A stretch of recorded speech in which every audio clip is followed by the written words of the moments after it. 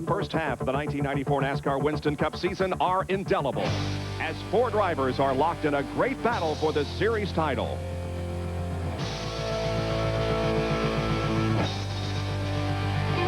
Leader Ernie Irvan has won 3 events, 4 poles, and only 2 races out of the top 10. He's never been lower than second in points. Dale Earnhardt had a long winless streak. He watched 4 drivers win from July of last year until he re-entered victory circle at Darlington this year. His up-and-down season has provided some unusual circumstances, yet he's only 78 points behind Ernie. Frustrations have been evident in the Valvoline team.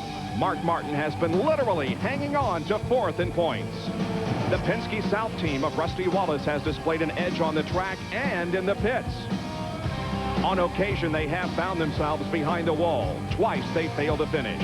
Yet this team has most victories, 5, and Wallace seeks his 4th consecutive today. But in his bid for a 2nd championship, one hurdle looms large. Daytona is next.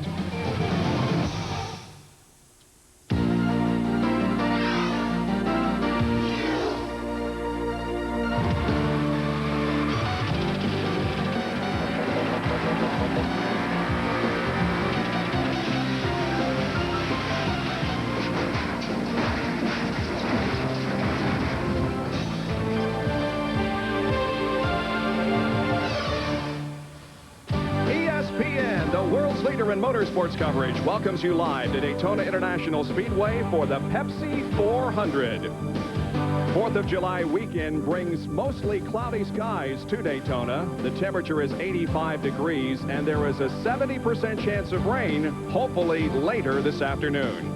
We've reached the halfway point of the NASCAR Winston Cup season, and here are the point standings. Ernie Irvan with a 78-point advantage on Dale Earnhardt.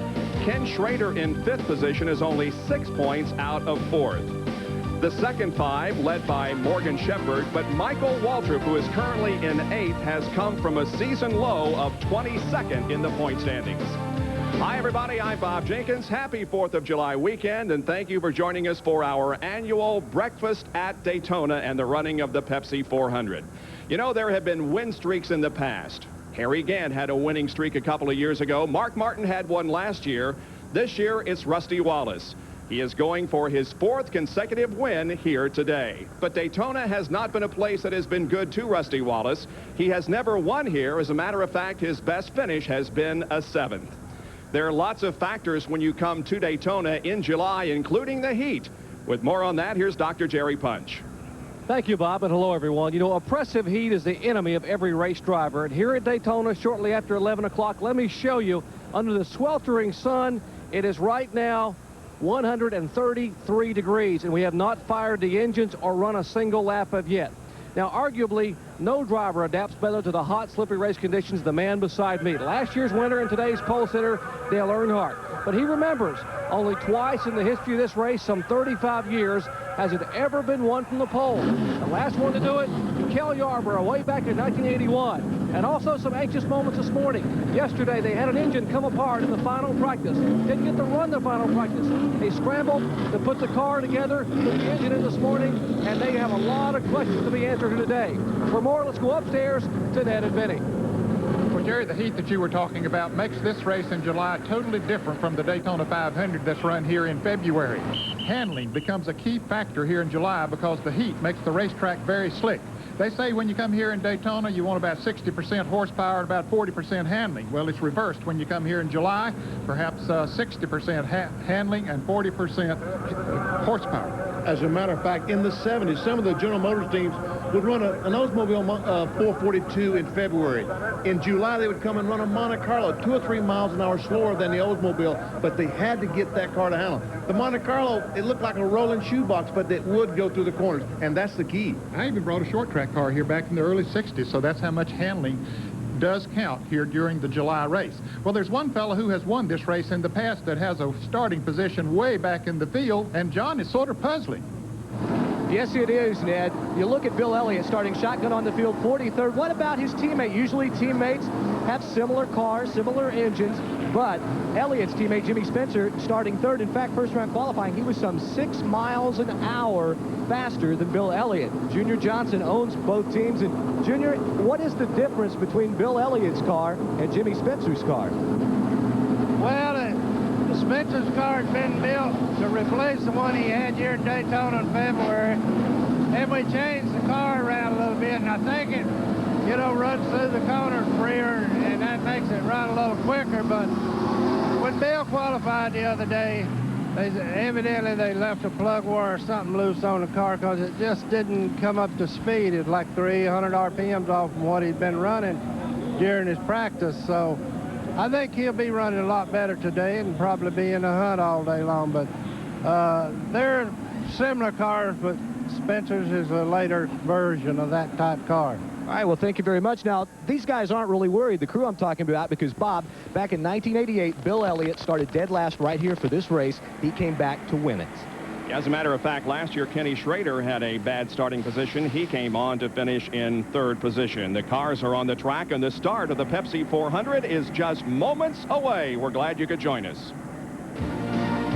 ESPN Speed World is being brought to you by AC Delco Automotive Parts. AC Delco, it's like buying time.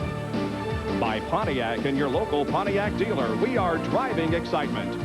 And by Quaker State, the intelligent oil for longer engine life. Welcome back to Daytona and the Pepsi 400. We're a lap away from the start of this 160-lap event. Let's take a look at the racetrack they will be competing on here today. The front stretch, which is actually the chutes that go to and from the tri-oval, 1,200 feet. The back stretch is 3,600 feet. The corners are banked at 31 degrees, the straight at 6 degrees, and the tri-oval at 18. And there is the shape of Daytona International Speedway. Now let's take a look at the starting lineup for today's race. Dale Earnhardt will start from the pole position in the GM Goodwrench Chevrolet at a speed of 191.339 miles an hour. Dale Earnhardt with his first pole of the year. Loy Allen will be outside. He was the pole sitter for the 500 here in February at 190.868. Second row, Jimmy Spencer in the McDonald's Ford, car number 27. And outside of row number 2, the Kodak Film Chevrolet, driven by Sterling Marlin from Columbia, Tennessee. In the third row, it'll be Ernie Irvan and Ken Schrader. Jeff Bodine and Greg Sachs will occupy row number 4. In the fifth row, it'll be Terry Labonte and Jimmy Hensley. Row number 6, Dale Jarrett and Jeff Gordon. In the seventh row, Rusty Wallace going for 4 in a row and Bobby Labonte. In the eighth row, the 2 Jack Roush cars, Mark Martin from Batesville, Arkansas, the Valvoline Ford, and Ted Musgrave in the Family Channel Ford. Then we have Todd Bodine and Mike Wallace going to row number 18. There you see Mark Martin's 4th in points, 3 top 5s. Ted Musgrave is 11th in the points. No top 5s on the super speedways this year. Todd Bodine and Mike Wallace will start back in row number 9 for today's race. Jeff Purvis and Hut Strickland will occupy row number 10. And the rest of the starting lineup you will see as the cars are picking up speed, getting set to go for 160 laps here at Daytona. Right now we have partly sunny skies. We hope that the showers that are predicted for later this afternoon will stay away. And there were half a dozen cars that did not make the starting field here. Included among those is Wally Dallenbach Jr. in the Richard Petty car. There are the Petties. Richie out qualifying Kyle.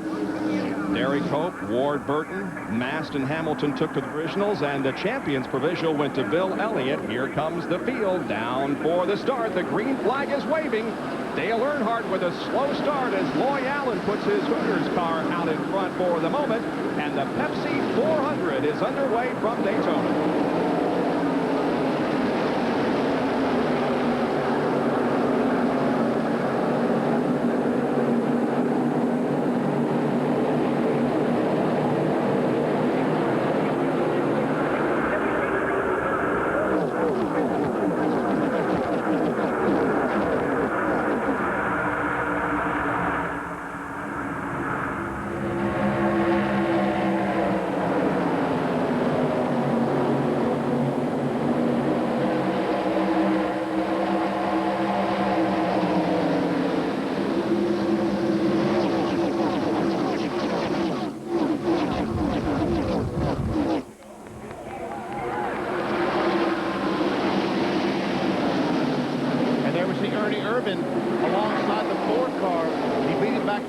about a fender. Don't you know he wondered, why couldn't I have done that in February and won the Daytona 500?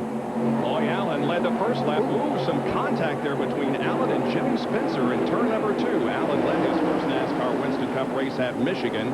7 laps, and he just led lap number 1 of this one. But now the field begins to shuffle about as Earnhardt has grabbed the lead, and look at the change of positions back of him. Well, Spencer had to back off when he got sideways there when he and Loy Allen got together. And when you back off of a restrictor plate engine, you're going to lose some position. It takes a little while to get the momentum back up. So they did a lot of scrambling passing him.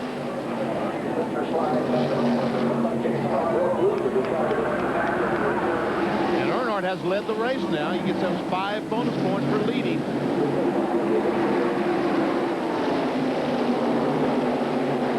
That's one of the reasons that Ernie Irvan has such a big lead. He has won the same amount of races that Earnhardt has, 3 apiece, but Ernie Irvan has 1 more bonus points than any driver.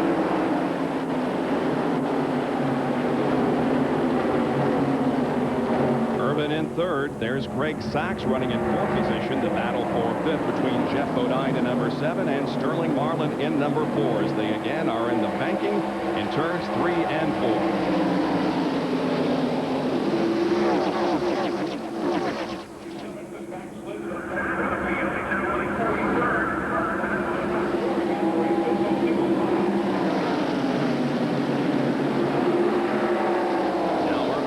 Outside of Loy Allen as they go into turn 1. Wow. Might have been a mistake on Ernie's part. It opens up the bottom lane, and Greg Sachs is trying to take advantage of it with his Hoosier teammate Jeff Bodine right behind him.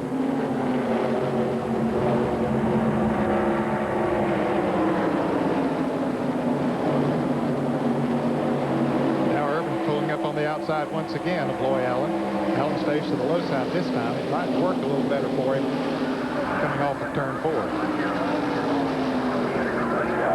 Loy Allen did a nice job there, Ned, recognizing that Ernie was on the outside, giving him some room at the exit turn 4. Still a good battle for that 2nd position. I thought Ernie was going to get it as they went across the starting line, but now Loy Allen battles back on the low side, and we have 3 Hoosier shod cars there on the bottom lane with Allen, Sachs, and Jeff Bodine.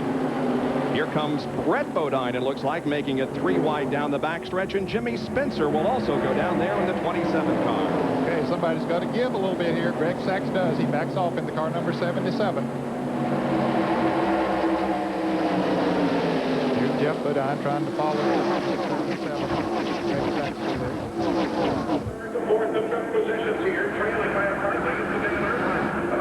Second and 3rd running side by side. 3rd and 4th side by side. Greg Sachs moving up the battle alongside of Ken Schrader. We're in Mark Martin's car. Just ahead is Dale Jarrett. Mark Martin running in about 10th spot right now. Mark Martin signing a multi-year deal with Valvoline to continue sponsorship on that car. Mark is running in 10th position down the backstretch and looking toward the 31 degrees of banking in turn 3. Here's Brett Bodine. Bodine is really making a move up through there and on the inside. Meanwhile, Irvan and Loy Allen still side by side. You know, Ned, it's pretty impressive that these cars running side by side are able to keep up with Earnhardt. Yeah. Or that Earnhardt isn't able to get away, whichever way you want to look at it. That's right.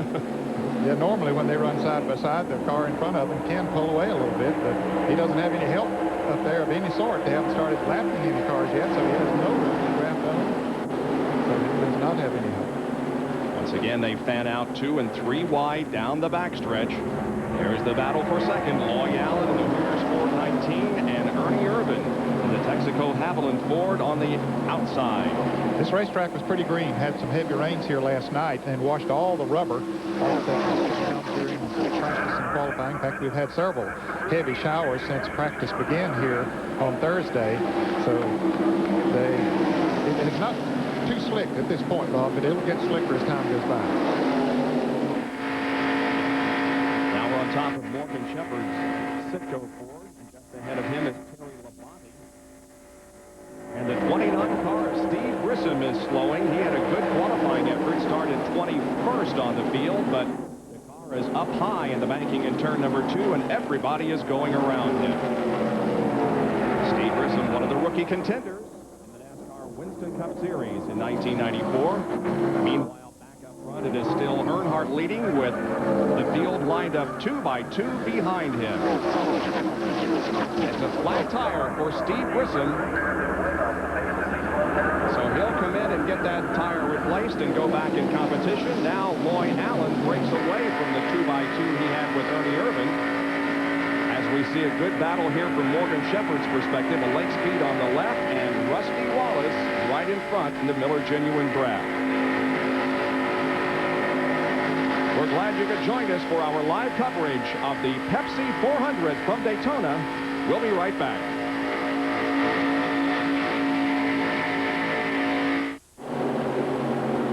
ESPN Speed World today at Daytona International Speedway in Florida for the running of the Pepsi 400. Steve Grissom is in. Let's go to the pits. Bob, Steve Grissom, this is his second pit stop. They took on right side tires the first time. This time the left side. They found nothing wrong with the right side tires. They had to pull the right front fender away. Also went back out, still felt a bad vibration. So now they've come in to change left side tires. And that is going to put the defending Busch Grand National champion at least a lap down. Yeah, he's already lost a lap and is just about to lose another one, Ned. Yes, he is. The leaders go by him as he tries to get up speed going into turn 1, so he is 2 laps down. Tough break for Steve Grissom. Just a little bit, and we don't see the 2 by 2 much anymore. It's basically a freight train now. Now here comes Ernie Irvan down to the inside of Loy Allen. There's the 75 car of Todd Bodine, and once again, as we saw during the Daytona 500 here in February, that car running very well. Yes, he had a strong run going here in February. Got caught up in an accident, but was running in the top 5, led the race for a little while. So he feels very confident today. Earnhardt is the leader. Greg Sachs running second, and Jeff Bodine, Sterling Marlin, and Ernie Irvan. Then comes Todd Bodine. Bodine moves to the inside of Ernie as they hit 1 again. Todd's down there with Sterling Marlin trying to get a run towards the front. Meanwhile, back we see Brett Bodine is marching in front. Now he's losing some spots as he came off the second corner. Trying to figure out where to be. All these guys, where can I go to get the ultimate run? That's Schrader right now trying to figure out which one of these guys do I follow? The 75 Todd Bodine or the 28 Ernie Irvan? Which car do I follow? It is so difficult to pass. The cars run so close together, the speeds, and they don't have as much horsepower as they have without the restrictor plates, and they just sit there and hold them wide open, and the Benny's head try to figure out which one that you can go with that will give you the biggest boost. This is the battle for 5th position on back. Todd Bodine gets a nose on Ernie Irvan going into the backstretch. Jimmy Spencer works on Ken Schrader, and Jeff Gordon is there in car number 24. And Terry Labonte in the Kellogg Chevy. John Kernan. What have they been able to find out about Steve Grissom, John? Well, Bob, I'll show you why the car was vibrating. This is the left rear tire, and look at all of the tread that is missing from it. Apparently, a problem with this particular tire, blistered, and it just came apart. The tread is gone. You can see the cord right there. I asked one of the Goodyear engineers if this could be a potential problem today.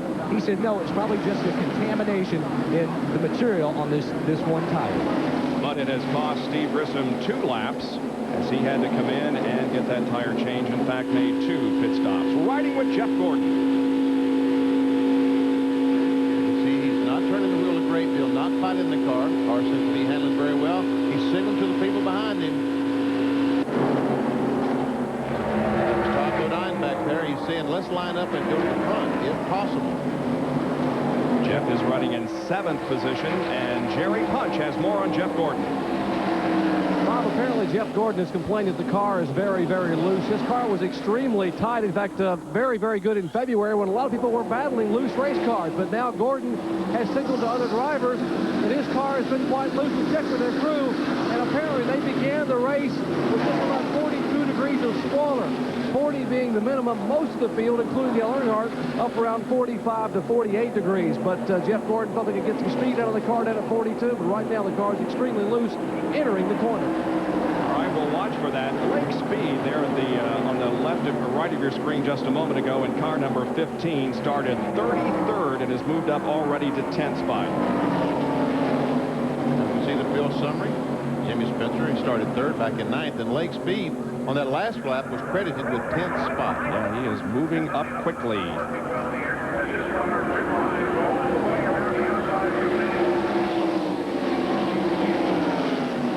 Rusty Wallace back in 28th spot, so Rusty is not moving toward the front as much as he had hoped. Matter of fact, he's moving backwards Yes. a little bit at this point. He started 13th. There you see the only car not on the lead lap, Steve Grissom, who had the tire problem. He's 2 laps down. Does that Brett go down on the inside of this group? Yep. You see Loyal trying to pass somebody on the left side of our screen. Bobby Labonte is leading this group of cars. And Brett is falling back. Yes, he had moved up in the top 10, and all of a sudden he got in the wrong line of traffic and got shuffled back.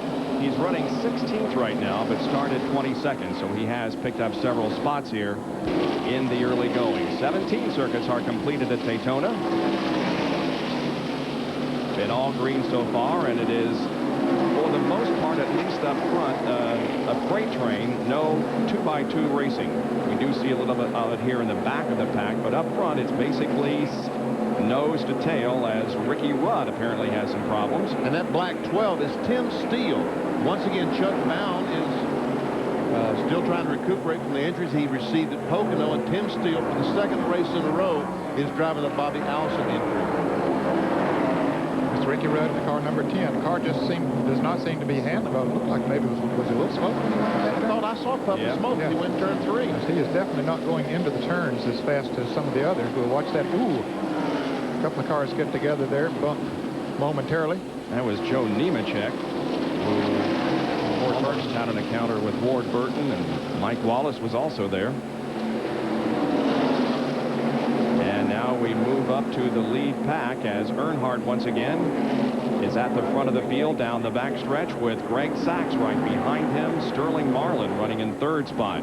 Dale Earnhardt has won this event on 2 different occasions, 1991 and 88, and he has a total of 4 wins. Jerry, what's the problem with Ricky Rudd? Well, apparently Ricky Rudd had just radioed Bill Engel, his crew chief, that apparently something has soured in the engine. Can you believe it? After they opened the season with a brand new team here at Daytona, finished 8th in the 500, hoping for even a better finish today, the engine really getting sour and sour more each lap by. So a tough beginning for Rudd here at Daytona. Looks like I put the kiss of death on the 12th car, Tim Steele. He is slow entering pit road. So Bobby Allison's car is down off the banking and on the apron of the track, headed for the pit area. Tim Steele, ARCA champion from last year, is moving slowly down pit road and will make the left-hand turn into the garage area. Wow. Tough break. Not only for Tim, who's trying to prove himself, but for the team, which has had so much tough luck this year. Don't have a major sponsor on the car, and Bobby Allison Motorsports has had a tough time. Dale Earnhardt leading. He's the defending champion of this event, led 110 of the 160 laps last year.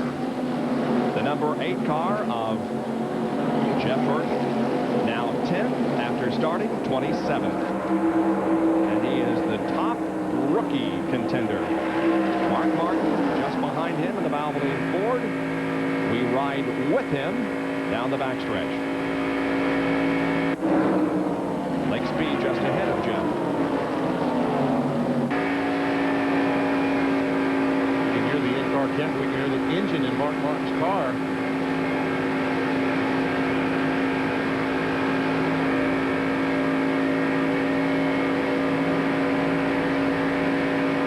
Jerry Punch can update us on Tim Steele and the Bobby Allison team. Talk about not having any luck. A 3-time winner of the Pepsi 400. Bobby, your car is headed to the garage area. What's the problem? The motor went away. Just no warning. Just said the motor went away. Is Chuck Bound going to be okay to come back in a couple of weeks? Well, we hope so. when that guy wrecked him at Pocono, it did hurt him worse than we thought it did. And, you know, just been really unfortunate for him. But even worse with Tim Steele in the car, that we just can't seem to get things headed the right direction. Bobby Allison headed back to the garage area. You talk about somebody needing a break and a sponsor. Here is a legend in the sport that could certainly use a hand if someone out there wants to get involved in racing, guys. I tell you what, Dale Earnhardt, the last lap, just about crashed down in turn 1. He went in on the bottom of the racetrack and went directly to the wall. I thought he was going to run into the wall, but he saved it, and Greg Sachs had to back off the gas to keep from running in the back of Earnhardt as he faltered control and lost 3 spots. Greg is now back to 5th position, but Dale hangs on to the lead, and we will see what happened as Jerry goes to check it out. We'll have that report when we come back with more live coverage of the Pepsi 400.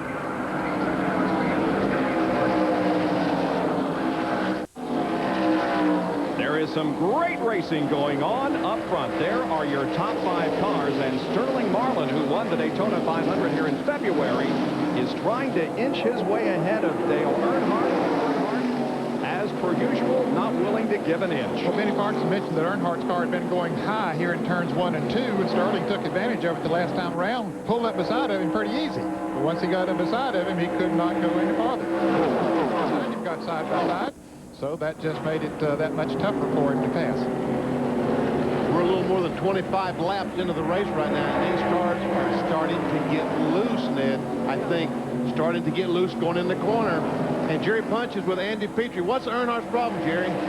Well, the crew sits here watching it like we are, watching the car slip and slide. And Andy, what seems to be the problem up in turns 1 and 2? I don't know. He said he was a little loose in turn 2 about 6 or 7 laps ago, but maybe he's just trying to run a different line to save the tires. I don't know. He hasn't really said a lot, but he's got his hands full right now, looks like. He certainly does, guys. He's got a handful of Sterling Marlin down in turn 1. He hangs on to the lead just barely, though. Marlin fights back on the bottom. Ernie Irvin is with Sterling down on the bottom of the racetrack, and Bodine is with Earnhardt. Now Marlin gets himself ahead. And this has allowed the other group of cars to catch up, Bob. When they were running side by side, there were 5 cars that pulled away from the others, but now they have caught up, making it a 11 cars, Ned. Okay. Now, this is exactly what Earnhardt didn't want to happen. That's why he struggled. He wanted to stay out front to keep these cars behind. He did not want in a group of cars with a loose race car as they stir that air. He's going to have bigger problems trying to maintain control. Earnhardt and Irvin run side by side, allowing Marlin to stretch out his advantage. 11 cars are in the lead draft.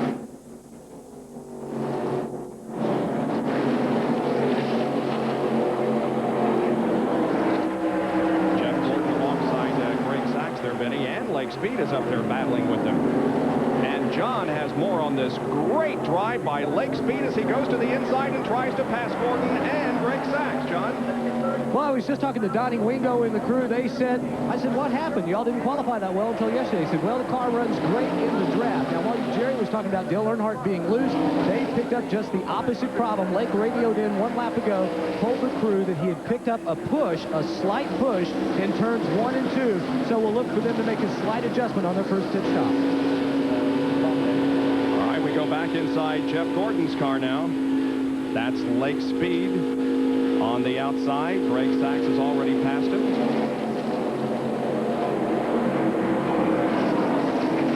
Spencer squeezes in between 2 cars. He knew just how much room it took for that Ford to get in there. I thought he did, and he put her in there. Didn't have an inch to spare. Now Jeff Gordon will fall in behind Jeff Burton and ahead of Mark Martin. And that's Mark Martin's in-car camera.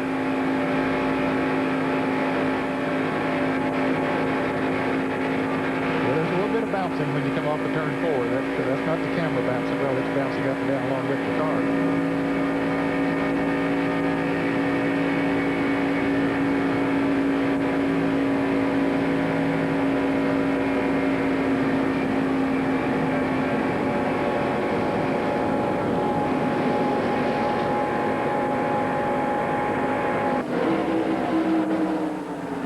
Things have worked out pretty well for Dale Earnhardt because there's no one right behind him to get his car loose. You see Jeff Bodine in the next car, but he's 2 or 3 car lengths back. Once again, we're inside Mark Martin's car. Very little steering wheel movement. Looks like his car is handling well. And he's doing a good job of drafting. It's about a half a car length as you go through the turn, about a half a length car width below Jeff Gordon, and that stabilizes both cars.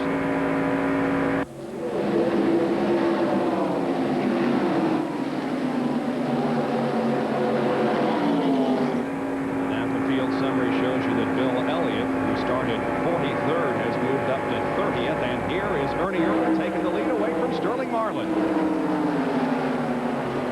Boy, he made that look easy. He saw a weakness on Sterling's part coming off of turn 2 there, and just slipped right up beside of him. He wants those 5 bonus points. And the first 4 beginning to separate themselves now a little bit. The top 4 are Herbert, Marlin, and Jeff Bodine. Jimmy Spencer back there in the 5th position. Indeed is losing a little bit of ground. Well, now he's beginning to pick up a little bit as he's broken away from Lake speed.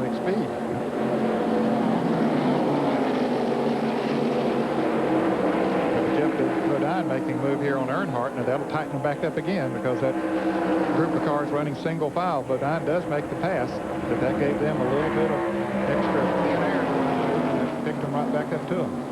Sterling Marlin staying within about a car length or so of leader Ernie Irvin, and Marlin finished, of course, first in the Daytona 500 and second at Rockingham in the first 2 superspeedway races of 1994, and he has had no top 5s since then. And Earnhardt has lost about 10-15 car lengths, so that loose problem is probably getting a little bit worse as time marches on. Ray Vestas Brakes providing ESPN with these terrific helicopter shots of today's Pepsi 400. Ray Vestas Brakes, the best in brakes.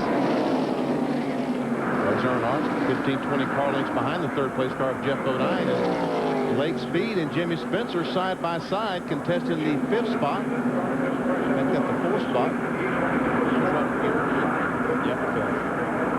Lake Speed just moved out of the way. His car, even though it might be a little tight, but that's good at this point of the race. He gets down on the inside and gets a bite and just takes off.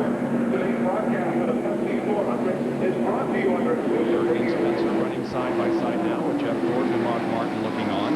Spencer's car is the one that really looks to be loose right now, too. Look how high. Way up the banking. It's up there in the top lane. Yeah, he just moved out of the way. Mark Martin and Jeff Gordon had no problem moving around down on the inside, or at least Gordon got by. Mark had to fall back in behind him. He didn't quite have the momentum to move on around.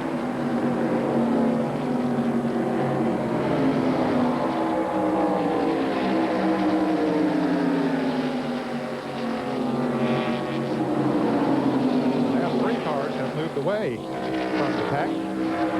Ernie Irvin, Sterling Marlin, and Jeff Bodine. Ooh, they're 3 wide coming through here as Earnhardt goes up top of Lake Speed. There are your lead trio, Ernie Irvin, Sterling Marlin, and Jeff Bodine. Irvin has 4 restrictor plate wins, with 2 here at Daytona and 2 at Talladega. We'll be right back.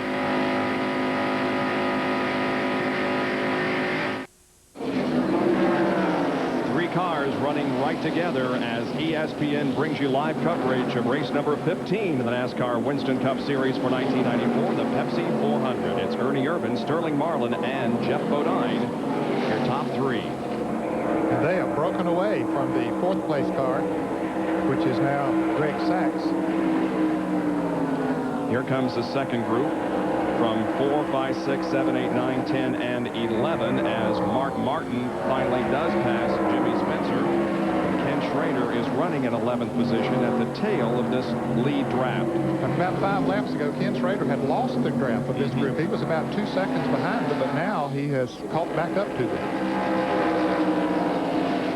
There's our lead group and our second group, as Bob just told you. Now there's another group. See Schrader closing on the back bumper of Spencer. Now let's go back and check on another group being led by 12th place runner right now, Dale Jarrett. They were really tight a few laps ago, Bob. Jarrett was leading a pack that included Terry Labonte, and there we see Todd Bodine right behind Jarrett. They've sort of broken away from Jeff Purvis and Morgan Shepherd, and Labonte's car got off the loose. Ted Musgrave is back there. So they're not doing a real good job of drafting. They're not staying close enough together, but about 3 laps ago they were. There were about 7 cars that were very close together. Bodine in 75, and Jeff Purvis in the country time car is next, right ahead of Morgan Shepherd. Now here comes another group of cars. That's Michael Waltrip, John Andretti, Hud Strickland, Nemechek. And here is Rusty Wallace. And he is the Miller way Genuine back Draft there. Ford is running in 34 spot. John Kernan for Jerry. What's wrong with Rusty? Well, we said he was on a roll at the beginning of the day, 3 in a row, and I'm with Buddy Perry, the crew chief. Buddy, what is the problem? Well, the problem is, you know, we wrecked out in February, and we also wrecked in Talladega. This is a brand new car. It hasn't been in the wind tunnel. We just got it off. Matter of fact, the paint's not even dry on it. So Rusty's doing a great job. We're using this as a gauge to run the car at Talladega. We're going to come in and make some adjustments and see if we can get this thing caught back up. Rusty's doing a good job just hanging on right now. You see Earnhardt's fading. A lot of cars are loose out there. But like I said, we have no time on this race car, and so we're doing all we can do. Basically, it becomes a 400-mile test session for the Miller Motorsports team and Rusty Wallace. Running back in 33rd position, just behind Rick Mast. Rusty tested at the Indianapolis Motor Speedway recently, brought 4 cars and 9 engines, deciding on which one he'll use there. Lake Speed drops to the inside of Dale Earnhardt and tries to pick up that position. That's for 8th spot. And Earnhardt seems to be dropping back. John, what's the story there? Let's talk to Richard Childress. And Earnhardt, a couple of laps ago, had radioed in and complained that the car had picked up a severe push. Now, we anticipate pit stops happening around lap 50 to 53. Childress says what they will do is try and loosen the 3-car up, get him back out. In fact, one of the crew members held up 2 fingers. We might even see them go with just a 2-tire change. Wow. See, he looks like he's loose the way he's going in the corner down there. He looks like he's fighting a loose car, but it could be this car just not turning when he gets down to the corner. And Jerry Punch has more on pit stop, which should be coming up before too long. Guys, remember Talladega, it's called Let's Make a Deal. Who's going to pit win and who's the dancing partner? Well, right now we're already seeing some of the deals being made down here. The 4-car and the 28-car both expect to pit around lap 54. That means if they were to go green, they could make it on 2 pit stops only. 2 pit stops, 54, lap 108, then have 52 laps to go to the checkered flag. Looks like possibly Mark Martin and some of the other crew chiefs are down here also trying to make a deal to come in all at the same time. And there's a deal being made right there as Larry McReynolds comes over and talks to Tony. That's Tony Glover, the crew chief on Sterling Marlin's car. Of course, Larry McReynolds, the crew chief on Ernie Irvin's car. And we saw they were not very animated in their discussion. As the race wears on and we get down to the end, it becomes much more animated. Hey, you got to pit. We got to pit together. Right now, with only 40 coming off, 43 laps being completed, this is a whole lot of confusion. Once again, up high on the racetrack. Ken Schrader about to move around him.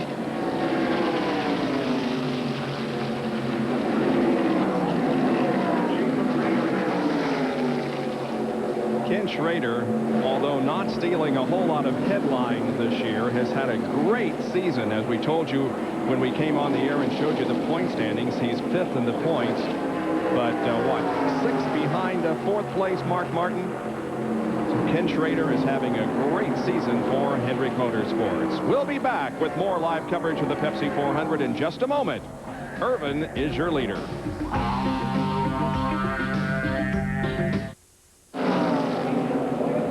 Ernie Irvin, Sterling Marlin, and Jeff Bodine are your top 3 as we rejoin us for lap number 46 of the Pepsi 400. Ray Bestis Brakes providing helicopter shots of today's Pepsi 400 race action. The helicopter hovering high above and giving you a perspective of not only the action on the track, but the tremendous crowd that's turned out here on a typical hot and humid day in Florida. And there is the 23 car of Hut Strickland that has apparently, well, an engine or something has gone wrong because he's going very slowly. He could have run out of gas, Bob, but it's a little bit early with the restrictor plate engines. They don't run nearly as much gas. If they were not running restrictor plates, we would have already seen the entire field in the pits. But, you know, it's possible that he could have run out of fuel. Tell you what, he's awfully slow up in 3 and 4. Maybe he'll make it back. Maybe he won't. If he don't, that'll be a break for a lot of cars. Well, he's in the middle of turn 4. Looks like he is going to make it. We understand that Dale Earnhardt will be making a pit stop in the next couple of laps. We'll keep our eyes out for that. As Strickland's car has now made it off of the 4th turn and onto the entrance to pit road. Here they are. Top 3. Here comes 4, 5, 6, and 7. Being led by Greg Sachs. Then Jeff Burton and Jeff Gordon. Now, might there be a problem with that car, Jerry? Exactly, Bob. You've heard of the term hot shoe. Well, how about hot foot? Gordon's car is loose or tight. What's happening is his right foot is burning. They are going to come in on the regular pit stop here in just a few laps and put this pad over his shoe to try to keep his foot from burning. He is moaning and complaining. In fact, yesterday in the final practice session, we took our little temperature gauge and shot the floorboard after 20 laps. It was 151 degrees down at the driver's right foot. That's hot enough to fry an egg, isn't it? Or your foot. I don't know how they're going to get that piece on his foot. I mean, they have a window in the right side of the car, and I don't know how they plan on doing this unless they're going to take the window out and someone dive in the car with him. Because with him strapped in the way he is, he can't lean down to do it. No, he can't reach down and do it. Well, Hut Strickland did make it back to the pits, but they have a hood up on his car, so apparently it was not out of fuel. They haven't even attempted to change tires or anything. Here's Mark Martin now looking ahead to Jeff Gordon, and pit stop should be occurring here momentarily. That's the completion of lap number 49. And see the windshield, see how Jeff Gordon's car is going up? That's a Lexan windshield. It's not glass. That's why the picture distorts every once in a while. Yep. Let's look at the telemetry here. The tachometer on the left and the speedometer on the right. 6,590, 6,600, 6,700 RPMs. Man, oh man, see, at the short track, we're accustomed to seeing like 8,500. Here, about 7,000 RPMs, 192 miles an hour. On the right there, you see the red. That is the highest that they achieved, so 65.13. And here comes Harry Gannon for a pit stop. Harry starting his final race ever at Daytona. Now that we're into the second half of the season, every track that Harry competes on will be his final performance at that particular venue. 4 tires. Harry got a 1957 Chevy convertible last night. He traded for one of his race cars. And here comes Brett Bodine in for a pit stop. Now we are beginning to see the pit stops being made under green here with 50 laps completed. John Kernan can see it. Brett Bodine in. It looks like it's only going to be right side tires for the Quaker State Ford. They also bumped the spoiler up. Apparently the car just a tad on the loose side. Also tape on the front nose. Bobby Labonte brings his Pontiac in. Yes, it's a 2-tire change, and Brett is down and away. Bobby Labonte in for a change. It's going to be a 4 tires as they will take the lug nuts off on the left side. Also 2 cans of gasoline. We expect a lot more crews coming down as they swing around to the left side. Now Jimmy Spencer is also in further down pit road. They make a chassis adjustment on Bobby Labonte's car, and Loy Allen also coming down pit road. So is John Andretti. Lake Speed is in. Jeremy Mayfield, Bobby Hillen, Derek Cope. He is overshot or something. Ned's microphone isn't working, so let me tell you that Derek Cope overshot his pits, couldn't find it. He's got to go all the way back around to find his pit. Jeff Gordon comes in. Kyle Petty is on pit road. Jerry Punch will call Jeff Gordon's pit stop. Here he comes. We'll see if he puts that thing on his foot, Jerry. Well, the bad news for Jeff Gordon, they have told him under a green flag pit stop, which this is, they will not have time to put the pad in. As Benny Parsons mentioned, they had to take the right side window out and take the net down. The window net has a clamp. They told Jeff, if we get a caution flag, we'll hand you the pad for you to know. All they do right now is change right side tires, steering, rev the motor, puts it back in gear, and he is down and away. Swing around the left side. It's a full tire change for Dale Earnhardt. They've also taken a rubber out of the right front pads tight. Earnhardt has a little bit of sheet metal damage on the left front of his nose. Apparently, Earnhardt had gotten into somebody, but it doesn't look like it's serious damage. Now, here come the front three as Irvin, Marlin, and Bodine all come to... Oh, and we have a near crash on pit road as Ernie Irvin and Todd Bodine ran into each other. What happened, Jerry? Well, contact, it was the front end of Todd Bodine's car, the left rear fender on Ernie Irvin's Cadillac Ford was crumpled in. The crew now never faltered 1 second. They have already changed right side tires. Now left side tires going home. Meanwhile, they likewise changed left side tires on the Kodak Chevrolet. Here is Ernie Irvin down and away. They finally pulled the Jacko Sterling Marlin's car, and he will head down as a tire rolls across the middle of pit road. Rusty Wallace will dodge the tire, and he brings his car in for his first pit stop. Made it to the grass, so it's not a threat to be hit. Rusty Wallace getting service on his Miller Genuine Draft Ford.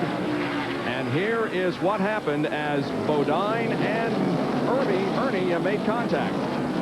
Todd Bodine is leaving the pits. Ernie Irvin's coming in, and they do make contact. And I tell you what, that tire, let's watch one more time. As Ernie's trying to get to his pits, Todd Bodine is trying to leave, and folks, that could have been some serious damage. And you know, I think this tire out there, no, someone has walked out there. They're going to get that tire with green flag situation going on. But meanwhile, Ward Burton is slow up at 3 and 4. And this could be a caution, as it looks as if that car will not make it back to the pit area. I said 3 and 4. It's over in turn 2, so he's got a long, long way to go. Take a look here on the right. Let's point this out, guys. Some improvements to Daytona. That is a concrete wall and catch fence they've constructed to keep people out of the lake. Dick Trickle is in with new sponsorship. Skybox International on that car. Jeff Burton is just now leaving the pits. The Rebestos Ford, he was leading the race, and the caution flag is out. The caution comes out on lap number 54. The first of the day, and it's because Ward Burton is stopped over at the bottom of turn number 2. We presume the Hardy Chevrolet is out of fuel. Back with more live coverage in a moment.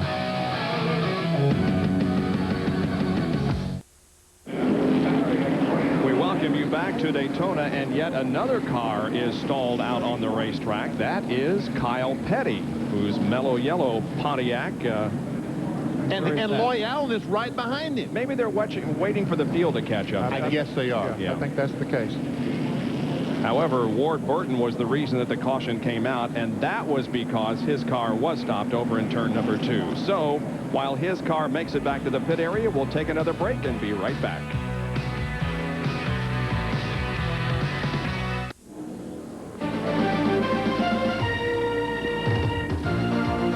Track Facts are brought to you by Quaker State, the intelligent oil for longer engine life. Exhaust pipes or tailpipes in your passenger car basically are pretty boring. Round, symmetrical in shape, and about 2 inches in diameter. That's because your passenger car doesn't have to worry about ground clearance or exhaust gas temperatures. Now, what are we talking about in Winston Cup racing? The Winston Cup car has a minimal ground clearance, about 3.5 inches allowed between the bottom of the tailpipe and that racetrack zipping by pretty quickly. And also the exhaust gases coming out of a Winston Cup pipe over 1,400 degrees, which can make that pipe glow in the dark at times and expand. That's why here at Sabco Racing, building a Winston Cup exhaust pipe is quite an adventure. Let me show you. The pipe obviously tapered because of the ground clearance. But this is the important part. The holes drilled in the middle of the pipe go all the way through and through. Now, these holes are actually tubes which allow ventilation of air. The air ventilation helps cool the pipe and thus cool the gases. Now, cooling the pipe minimizes the expansion so the pipe won't scrape as you're going through the turns at speed. But also the tubes allow structural integrity to the pipe, making the pipe even stronger. So if you were to scrape, it's not going to crack. So even making an exhaust pipe is a technological adventure in NASCAR Winston Cup racing. All right, Dairy Punch there with our track fact, and Sterling Marlin with the hood up on pit road. Looks like they're putting water in the car. That looks like a water hose. They're trying to feed some water in. Jerry Punch, are you there? Yeah, we are here, Benny, and unfortunately it's not exhaust gases that's overheating. It is the engine that's overheating in this Kodak Chevrolet.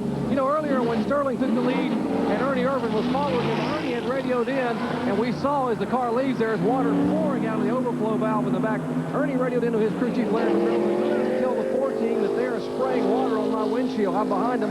I'm going to go ahead and pass them and lead this thing, and that's why you saw Larry McReynolds go down and tell Tony Glover, we think your car is overheating. When they came down pit road, they looked at the water temperature, which wasn't really that high, but it's still pushing water out of the exhaust, and now he came back in a minute ago, and it was starting to peg the water temperatures. It looks like it could be a bad omen for the defending Daytona 500 winner. That car number 4, by the way, has won 3 of the last 7 races here at Daytona with Ernie Irvin and Sterling Marlin, the 91 500, the 92 400, and the 94 500. Here is Loy Allen completing his pit stop in the Hooters Ford, getting back out on the racetrack. Others include Bobby Hamilton and Dave Marcus in, and John Kernan has a report on the 31 car. Well, Bob Ward Burton had meant to pit right behind Bill Elliott. They were cheering, not cheering, because they were pitting nose to tail. Elliott in the first pit, and then Ward the next one. Well, Ward came in behind Bill and could not get into his pit. Therefore, he had to go back down pit road, back out onto the racetrack, and that is when he ran out of gas. They finally got the car filled up and refired, but he's got to be a couple of laps down by now, at least. They pushed the car back of the wall, and I thought maybe he was going to drop out of the race, but they were only back to Jerry with Sterling Marlin. This time they're going to come back in and put 4 fresh tires on the car. They've changed the right side tires, come back around and change left side tires once again. They'll top it off in fuel. Remember, most of these teams trying to make it on just 2 fuel stops. They will also come across and add a round of 5 in the left rear. They make it a round and a half. They now let the car off the jack and he is down and away, but a little bit of smoke from the car as he begins to make his way back to turn 1. As we watch all these pit stops, I want to say hello to one of our producers, Pam Miller, who's back in Charlotte, North Carolina. Hello, Pam. Hope you're feeling better. Yeah, we hope you can rejoin us real quick. And a new race fan entered the world on May 17th, Alexander Thomas Vladek, who is the son of one of our cameramen, Tom Vladek, Tom and Vicky, with a new baby boy, 7 pounds and 12 ounces. Well, some sunning going on here as the sun remains out, and some hot tubbing. Looks good. Wish I could join you. We're calling, however, the Pepsi 400 NASCAR Winston Cup race, and we'll be right back.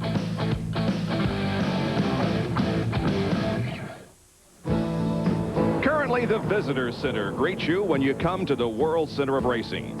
But by the spring of 1996, it will be transformed into an $18 million expansion known as Daytona USA, where race fans can experience the excitement of motor racing. Daytona USA will double the size of the existing building and will incorporate state-of-the-art interactive technology. It will educate and entertain not only the knowledgeable race fan, but also non-motorsports-oriented visitors. Sir Malcolm Campbell's record-breaking Bluebird racer will be on display, as well as historical memorabilia and numerous exhibits. Opening in the spring of 1996, Daytona, USA. $18 million will be spent in the next year or so to bring that into reality, and it's just another reason why you should come to Daytona, certainly to see a race, but if your visit brings you at an off-race time, why, you can see a lot here at Daytona. You know, Ned, I bet you they haven't spent $18 million on this racetrack up to this point. I think the original cost was somewhere between $2 and $3 million of the track itself. And this expansion several years ago was about $9 or $10 million, so that is a huge number they're talking about. We're showing you an Autolite field summary where everyone is running at the moment as we remain under caution. The reason for the caution was Ward Burton's stalled car over in turn number 2. They would say there were 28 cars in the lead lap, Bob. A number of these cars during the green flag pit stops got a lap down. Rusty Wallace is a lap down, running in 32nd position. And the bad news is that Ernie Irvin and Earnhardt, his competitors in the Winston Cup, have both led the race. Harry Gann is having problems. John, what's the problem? Bobby's just leaving pit road after a 4-tire change. They also put 2 full rubber donuts in both of the rear springs, so they're having some handling problems. He's going to have a tough time getting caught up to the field because they're coming off of turn 4 to get the green flag. And Harry is just going out of the pits down in turn 1, so he's going to be running by himself out there for a while. He's shown as a lap down in 37th position as the field comes slowly through corner number 4, still being led by the pace car. But now Pontiac pace car pulls off, and we're set for the final 100 laps of this 160-lap Pepsi 400. The leader of the race is Jeff Gordon, with Ernie Irvin running second. Jimmy Hensley in car number 55 leads them down. He's at the tail end of the lead lap. Hensley and Darrell Walton, the Western Auto car. A lap down, both of them trying to get that lap back. Rusty Wallace right by the side of Ernie Irvin. I think Jeff better play it cool here and not try to put Jimmy a lap down at the moment. He's going to use his draft right now to try to pull ahead of the others, pull on by Waltrip, which he does. As Darrell Waltrip walks down on the inside. Well, it's certainly too early to say anything yet, but Rusty is not living up to the standards that he has set the last 3 races. He is 32nd spot. And now Jimmy Hensley does go a lap down to Jeff Gordon. And Ernie Irvin is on the outside trying to follow Jeff Gordon. Jeff Bodine is third, and then Ken Schrader, and then Mark Martin, your top 5 with 98 laps to go. Looking from out the back of Jeff Gordon's car, back to Ernie Irvin.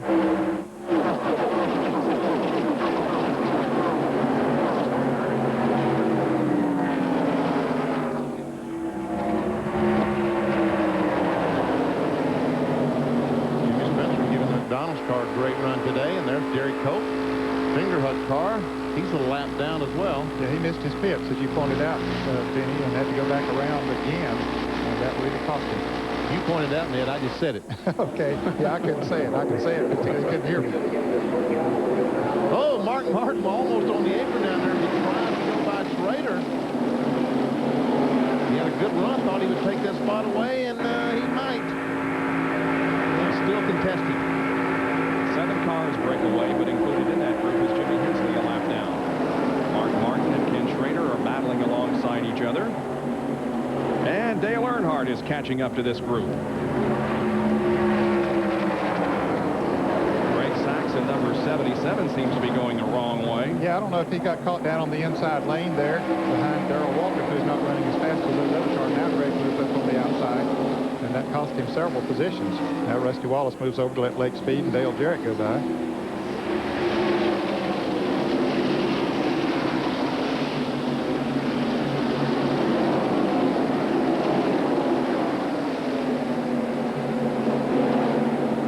Jeff Purvis is on the inside behind Darrell and Steve Grissom. And here goes the lead. Ernie Irvin trying to take the lead from Jeff Gordon. He does it. Jeff Bodine falls in on the back of Ernie Irvin and takes second position. Mark Martin will come along. He goes to third. Earnhardt now tries to draft up to challenge for 4th. Wow, who is that on the outside up there? Lake Speed coming up on the outside, isn't it? Boy, Lake has just had a great race. He and Spencer come off. Always makes me nervous when those guys come off side by side. A lot different perspective up here than it is behind the wheel, isn't it, Benny? It sure is. Of course, it always scared me when I was behind the wheel. Well, you never acted that way. This is Derek Cope's in-car camera, and he goes to the inside of Jimmy Spencer in the middle of turn 2. We got Spencer a little bit loose, and Spencer had to fight the wheel up the racetrack, carry the car off the racetrack, and catch it back in. And Cope tried to go by, but he had no one to help him. And Spencer went up on the outside, found other cars to help him, and Cope is going backwards. Yeah, the train goes by. Walter having got a good run here today. He had made a good pit stop, and he was back to that 20th position, but now finds himself up in the top 10. Ninth place right now. You see the Fingerhut car. As there's Greg Sachs.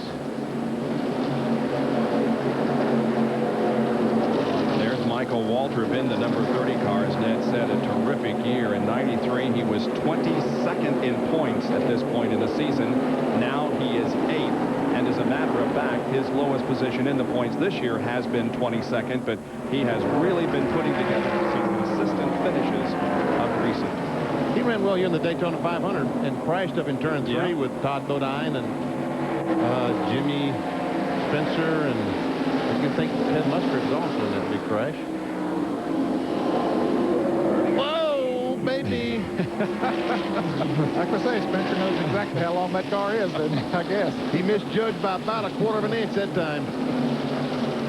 He had the back end hung out, didn't he? Michael Waltrip, Dale Jarrett, and Ted Musgrave there in the middle of your screen.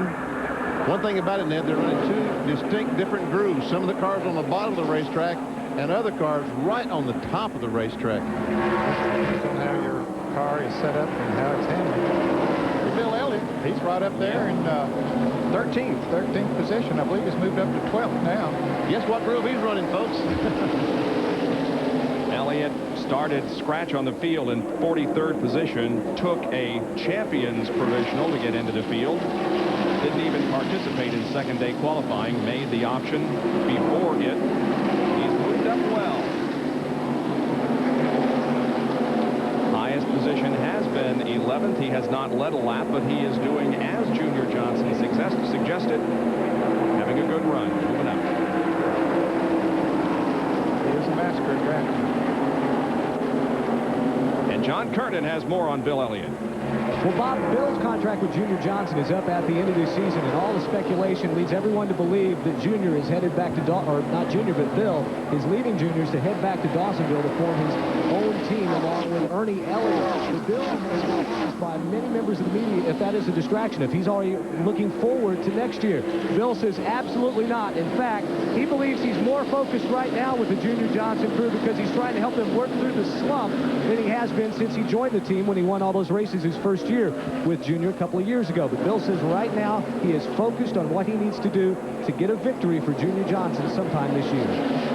And of course he wants to do so for himself and his fans too, because he has one of the largest followings of any driver on the circuit, multi-time winner and the most popular driver, and he wants very much to give his fans a win too, to show that it's not just Bill Elliott that is winning. Ever see the Heilig Myers car, Mike Wallace? Running 14th, Benny. Wow. Pretty good car, pretty good run for Junie Don Levin, Mike Wallace.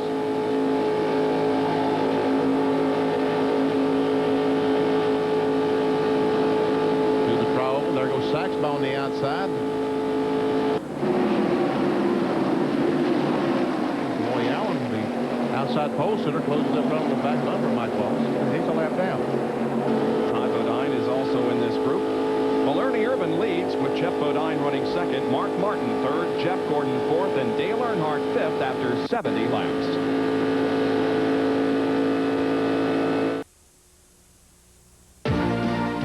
ESPN Speed World is being brought to you by Napa. We keep America running. And by Pepsi, who reminds you to be young, have fun, drink Pepsi. There are the leaders as we complete lap number 73 of the Daytona International Speedway Pepsi 400. It's Ernie Irvin, Jeff Bodine, Mark Martin, Jeff Gordon, and Dale Earnhardt. The white car on the inside they're going by is Richie Petty, the nephew of Richard, Maurice's son. He's been off the pace quite a bit, 5 laps down in 41st position. Here's Gerald Ernie Irvin. Guys, a couple of laps ago, Ernie Irvin radioed his crew. Did someone go down and tell the 7 crew and the 6 crew if they'll stay in line, we may have a chance of pulling away. Tell them that black 3 is coming in a hurry. So Irvin said, hey, tell Bodine to stay right behind me. We'll get away. Otherwise, Earnhardt's going to catch us. It looks like that Dale is doing just that. He has passed Jeff Gordon. He's now in 4th position and coming forward. Here's Jeff Burton. Remember, he was running very well earlier on. Well, in the top 10 before those pit stops, he finds himself now back in 15th position. There are your top 3. Here's Ken Schrader. You see, Jimmy Spencer has been able to get by Jeff Gordon as well. Yep. Both Schrader and Lake Speed are trying to find a way around Jeff Gordon.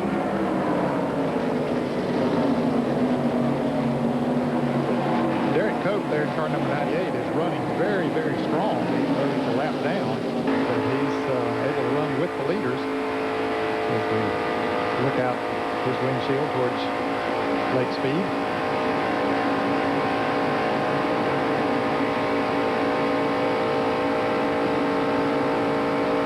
Schrader and Lake Speed once again going to try to get by Jeff Gordon. And I believe they'll do it. And here comes Derek Cope. He'll try the move as well. And Gordon not fighting him too much. Dale Jarrett's going to try to come on the inside as well of Jeff Gordon off that turn.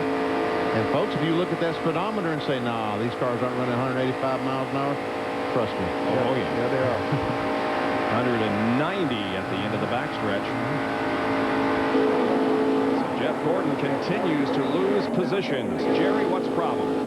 Well, as a moment ago when everyone pitted the lead 10 cars, everyone took on 4 tires with the exception of Jeff Gordon. They rolled the dice, took on only 2 right side tires. But right now, Jeff Gordon's left side Goodyear Eagles have 75 laps on them. That's why he's headed backwards. And Bill Elliott is still headed toward the front, along with Michael Waltrip. There's Bill up on the high side of the racetrack with Waltrip and Ted Musgrave below him. They're definitely trying to go in different routes to the front. Yeah, Elliott taking the long route and Michael taking the short route. But they wind up basically at the same place when they come back. And we got Mike Wallace watching it all. Jeff Bodine takes the lead away from Ernie Irvan. Dale Earnhardt comes to second. Mark Martin to third. Ernie goes from first to fourth in just a few hundred yards. Wow, and Earnhardt didn't take him long to catch that group and go by. Apparently the handling problems he had earlier after he had led the early part of the race, they must have corrected them during the pit stop. Here's how it happened. Irvan goes a little high. Bodine goes down to the inside and just drives right on by and brings Earnhardt with him.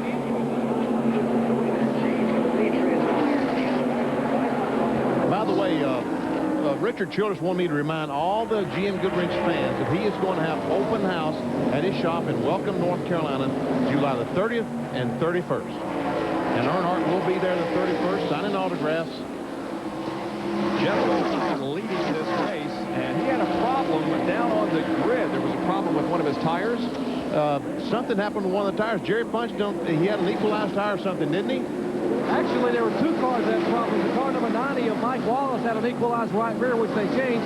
The problem with the 7 car was apparently the inner liner on the Hoosier tire had blocked the valve stem that comes out of the tire. They normally put about 10 pounds more than they're going to race in the right front. They had 65 pounds of air in it. They come let 10 pounds out to race at 55. Well, they couldn't let air out of the tire. So they appealed to NASCAR. Gary Nelson said, hey, that would not be a safe to allow you to start the race with that much air in the tire. We'll let you change it. So they changed the right front tire. Jeff Bodine, a former winner here at Daytona. He won the 500 back in 1986. It's his only victory at this particular racetrack. And there is Mark Martin, who's locked right in on the back of Dale Earnhardt, riding the draft. And it's almost impossible, Bob, to keep a car straight and not move around a little bit when you're in the draft. Although Mark Martin looks like he wants to make a move on Dale Earnhardt, but he's not going to this time coming off of turn 2.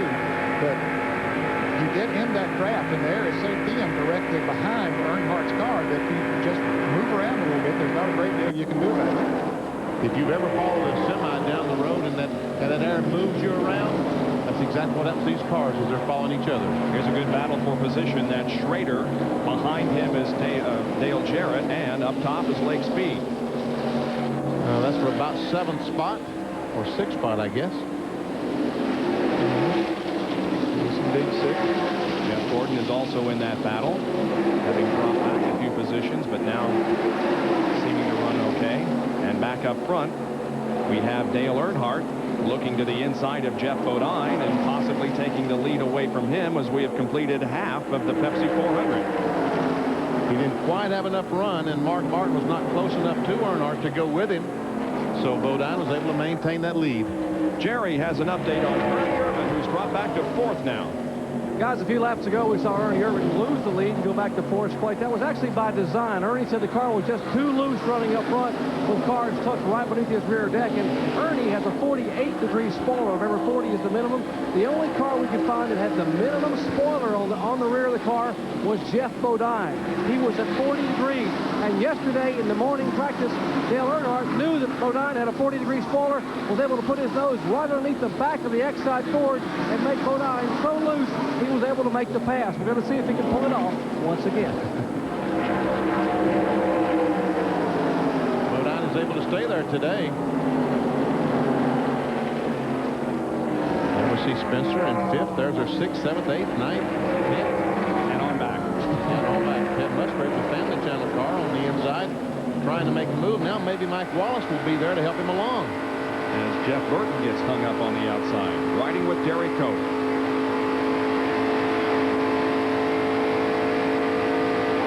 Derek is a lap down in 28th spot. So he is not battling for position with this group of cars. There are 27 cars on the lead lap, so Derek is the first of those that are 1 lap down.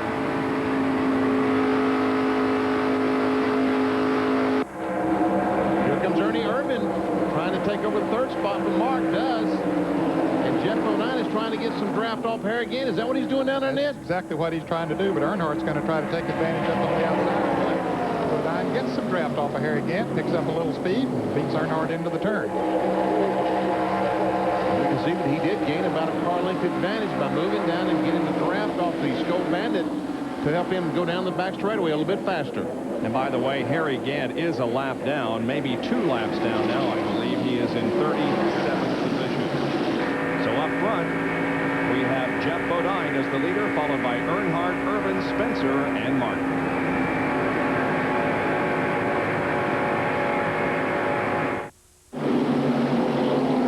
Welcome you back to Daytona International Speedway and the Pepsi 400 as Dale Earnhardt grabs the lead from Jeff Bodine, who got way up high near the wall in turn number 2. That might be one of the cases of Earnhardt going up there and taking the spoiler off of Bodine's car and made him go very high, and he's going to lose more than the lead. He's going to... Go ahead, Benny.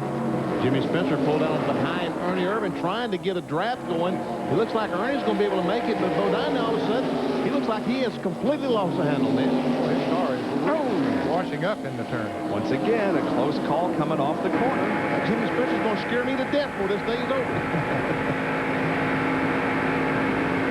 Riding with Mark Martin.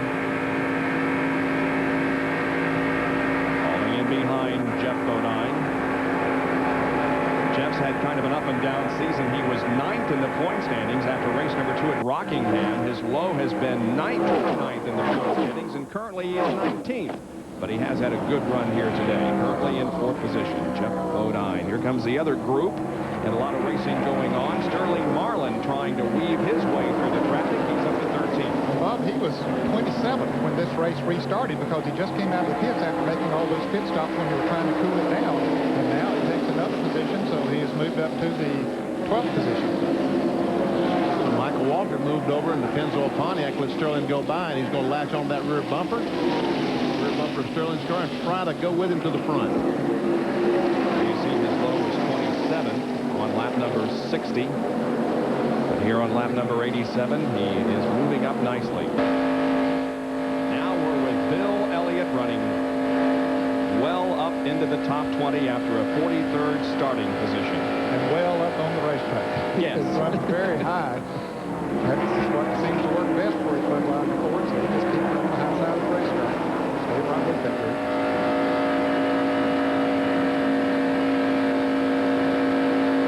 Wide open, never backing off the gas.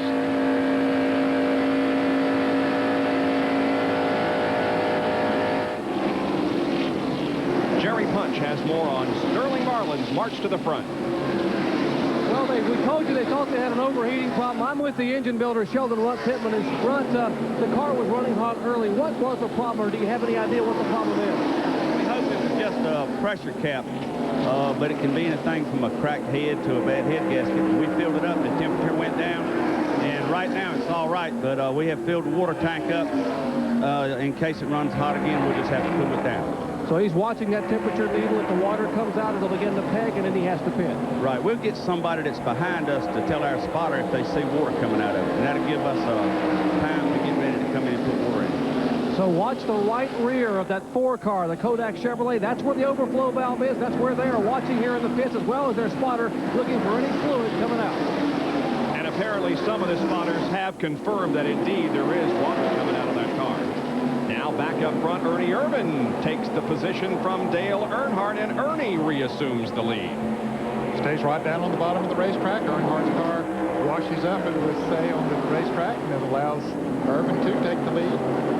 Here's Jeff Bodine and Mark Martin running side by side. Bodine trying to take over third. Good run, does it. A lot of that passing happening in turns 1 and 2, and that, Vinny, is more of an indication of how the car is handling than anything else, because if the car is handling right, that's the place to pass on this track. I think these cars are going in. There's a bump as you enter turn 1. I think sometimes these guys go in and hit that bump, and it gets the car upset, and they have to go up the racetrack to chase it, because there's no reason. We saw Earnhardt lose the lead there. We've seen Jeff Bodine lose the lead there. Now, this second pack of cars, being led by Ken Schrader, is catching the leaders as they dice around up front there. They're running in a single file with Jarrett running right behind Schrader, and then Jeff Gordon back there, and they are gaining on the front runners. Big pack of cars here. And Sterling Marlin's going to get in there and mix that up a little bit. Of course, he's running faster than those other cars, so he might get up there and lead them up there quickly. There's Wallace and Bodine and Dave Marcus in 71. He's got sponsorship from Olive Garden Restaurants. The car is painted green and red and looks great. And Dave is a lap down in 27th position. He's the first car on the lap down. He just went a lap down just a moment ago. Sterling Marlin, the orange car, the Kodak Film Chevrolet on the inside of Lake Speed. Lake's driving the Ford Quality Care car, and there comes Musgrave trying to follow that Ford car. He feels like that it is the fastest car. That's where he needs to hang his star. Yeah, I think he's right. Here's another Auto Light Field summary. Watch for your favorite driver. See where he is running. I'm sure there's going to be some disappointment for you Rusty Wallace fans, because Rusty has not gotten on track yet. As we look at 16 through 20, still we don't see Rusty Wallace. Dale Jarrett just passed Ken Schrader for the 6th position, as he thought he could run faster in front of him than he could behind him. Someone probably told him that 4 car is coming, so you better get yourself in position to latch on to him when he does come by. There we find Rusty in 34th position, a lap down. Ward Burton has been in and out of the pits. He's 8 laps down, and a couple of cars have dropped from competition, including Richie Petty. Jeff Gordon drops to the low side of the backstretch, trying to get past Kenny Schrader, and he may be able to do so because Marlin joins in the draft on the bottom. And Sterling Marlin has a very fast race car, as it was in February when he won the Daytona 500. Well, he said that he felt that he had always run Chipman, who was falling there a moment ago, builds great restriction plate, and he builds great engines, period. But Sterling said what helped him to win the Daytona 500 was handling, and he said yesterday, he said, we got the handle back, said we think that that's going to make this car be very strong again today, and apparently he's right. Schrader seems to be losing positions here. There goes Lake Speed. There has been some side-by-side racing in this group, which has allowed the front 4 to pull ahead. With Ernie Irvin still leading, and Dale Earnhardt in second. Jeff Bodine is third, then Mark Martin and Jimmy Spencer, and a crash has occurred. It's over on the backstretch. John Andretti has crashed, although the car is still running. And the caution flag does come out right now. Another caution flag. Our first caution of the day on lap number 94, so we ran nearly 100 laps. Our second caution, first one for a crash, I should say. It comes on lap number 94, John Andretti, driving for Billy Hagan, encountering a problem on the backstretch, but the car is running okay, or at least it's running well enough to make it back to the pits. Let's see if we can see what happened. Down to the inside, and there was in a pack of cars there. Terry Labonte goes by, and see those roof flaps go up? Yep. They work. when he got backwards, then they went back down. Keeping the car on the ground and slowing it to where John could get it headed in the right direction and just drive away. Yeah, I think the roof flaps did a great service to him there. As they have so many times in the past. And I'm sure that all the cars will be driving into the pits. Well, this caution comes at a pretty good time, doesn't it, guys? 94 laps in, but if they stop now, they're probably going to have to one more time before we get to the checkered flag. Hey, Ernie Irvin is not, oh, the pits are not open. Yeah, pace car is not out there yet, so the pits are closed. We'll be back with more of the Pepsi 400 in a moment. Just as you rejoined us, the procession comes down pit road. All of those on the lead lap now able to pit during our second caution of the day. Our triple split. Ernie Irvin on the top, Dale Earnhardt in the middle, and then Jeff Bodine. Jerry? Ernie Irvin's crew is going to try to fix a loose race car. They are pushing up on the rear spoiler. They will change all four tires. Remember, Irvin had complained the car was so loose he could not lead with the car. He had to fall back in the draft. Now he hopes with the spoiler pushed up to about 50 degrees, he may be able to lead back upstairs. Earnhardt looks like he's going to... Well, Irvin gets out first. Earnhardt got out first from where they were there. His was just a little faster. Ernie Irvin with a 19-second pit stop, and Dale Stick of the watch slower than that, and Jeff Bodine with a 21-second pit stop. But a call to the Mark Martin crew, the Valvoline crew. They came out second in front of Earnhardt and Jeff Bodine. So good job, guys. There's Mark Martin. That's probably exactly what he said to his crew right now. Yep. Good job, guys. Well, the reason we are under caution is an incident on the backstretch. Wouldn't call it an accident because John Andretti, I don't believe, hit anything, but the car got sideways coming off the second corner. It slid to the inside of the track, got down into the grass, but John was able to get it headed in the right direction and keep it away from any wall. We're watching Mark Martin get a drink. Oh, that tastes good. Don't you know it? About 140 degrees inside of that car. Wow. There's Jeremy Mayfield, the 02 car. Here's a replay of John Andretti's incident in the backstretch. He was running right in front of, it looked like the Jeff Purvis car, and all of a sudden the back end came loose, turned around, the roof flaps come up, stays down on the grass, the roof flaps go down, he spins around again, and we'll see those roof flaps come up once again. There they are. Those roof flaps have deployed, spoiling the air, and keeping the cars on the ground was a problem for stock cars for a long time, but it has been solved with a familiar term, aerodynamics. In the past few years, the buzzword in Winston Cup racing has been aerodynamics. As air goes across these very slick race cars, it creates downforce. But, Ned, when they get going backwards, you've got a problem. Yes, when they get 135 to 165 degrees around, it has a tendency to lift the cars. But the highly publicized roof flaps has helped the solution. We went over to Embry-Riddle University in their wind tunnel to take a look at how the air flows on this downscale car. And watch as air goes across the front of the car like it's going around the racetrack at speed. Notice how smooth the streamers are down the side of the car. And across the top, and then of course when we get to the rear where the spoiler is, there is a little disturbance back in that area. And as that air strikes the rear spoiler, that's where we get the downforce on the back of the car. Now folks, watch as this wind is blown across the car backwards. Look at the roof of the car, just how smooth those streamers are. That is a problem because that is creating lift on the roof of the car. The higher the wind velocity, the lower the air pressure is. And there you can see the danger zone at 130 to 165 degrees as this air goes across that quarter panel of the car and across the roof of the car. As the velocity picks up, it creates low pressure at the roof level. And Benny, the same low pressure that causes the lift causes the roof flaps to be sucked up. And as you can see, it disturbs the air passing over the roof. And that's exactly what we're trying to do, disturb the air so we set the race car back down on the track. guys know what they're talking about, don't they? It's exactly the same principle of a wing on an airplane, where you have to get up to a speed before the low pressure area is created and lift is given to the airplane. And that's how the roof flaps spoil that low pressure area and keep it on the racetrack. They've been working on that problem for the past 10 years, and they have apparently solved it. Rusty Wallace has not solved his problems here, however. He's back on pit road after 97 laps of the Pepsi 400.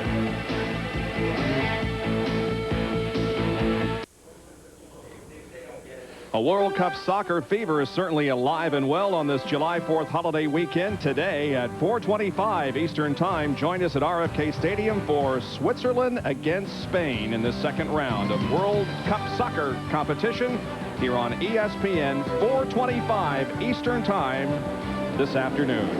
The green flag has just come out. We are back under racing conditions on lap number 100 at the Pepsi 400. Ernie Irvin got himself a good jump when they dropped the green flag, Bob. Mark Martin now beginning to close back in a little bit on him. As Vinny said, Mark Martin made a great pit stop. Came out in second place. You see Bobby Labonte. He's a lap. 26 cars on the lead. Look at Mark Martin take the lead away from Ernie Irvin with ease at the end of the backstretch. He's not led yet today, has he? I believe you are right. He would be our 9th leader of the afternoon. So he wants to get those back. Bobby Labonte is a lap down. The field comes off of corner number 4 into the trioval once again, and Mark Martin shown as the leader of this lap, picking up the 5 bonus points.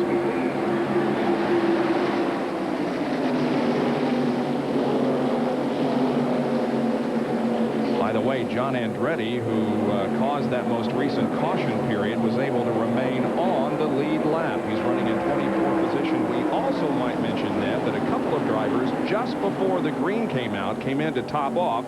Ricky Rudd and Greg Sachs. That could play a part in the end of this race. Good. They have about 62 laps to go, and I can't imagine they can run that far, but who knows? At least they'd be able to go farther than the others and maybe catch a caution. So smart work on their part. Dale Earnhardt takes second away from Ernie Irvin, so now it's Martin, Earnhardt, Irvin, Bodine, and Dale Jarrett. Jimmy Spencer just passed Jeff Gordon on the last lap. 3 abreast here coming into turn 1. Sterling Marlin, Lake Speed, and Loy Allen.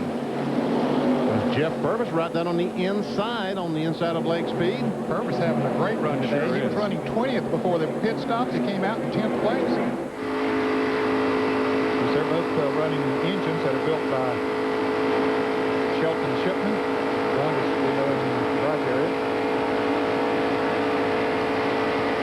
That coat down on the inside. A bunch of cars going by as there's Michael Walter, Brett Bodine, Jeff Burton up on the outside of him.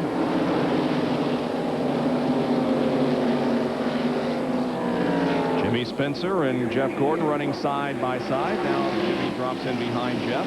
Yeah, Gordon made a great move coming off the turn 4, got up on the outside of Spencer, and Spencer was left down there with no one to draft with. So Jeff Gordon made the pass. And the 19 car of Loy Allen is smoking. You can see smoke coming from the back end of it, and he pulls up high on the racetrack, get out of everybody's way. Well, here comes John Andretti on the high side, right behind him. Come on, John, get down a little bit. And here's some jockeying going on for the lead. Ernie Irvin is going to push Dale Earnhardt. It looked like he was literally pushing him right into the lead. Earnhardt back on top.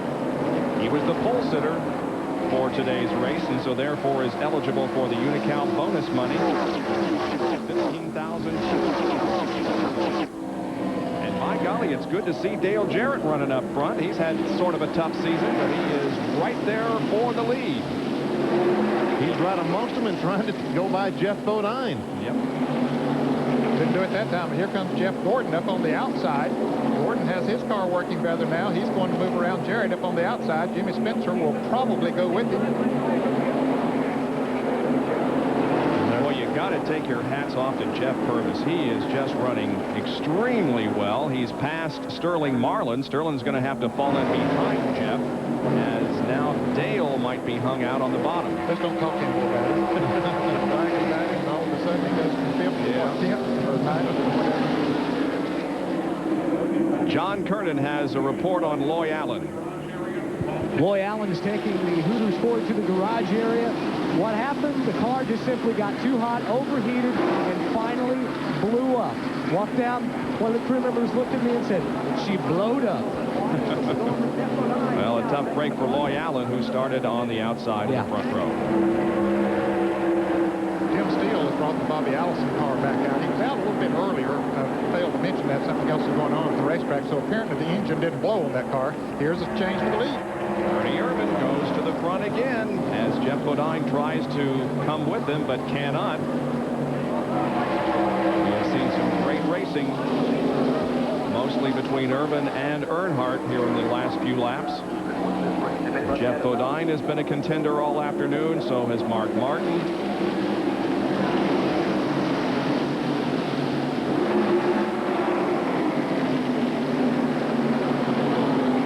Earnhardt has got a great run on Ernie, but he has to go to the high side to try to do it, and meanwhile he's going to lose a spot.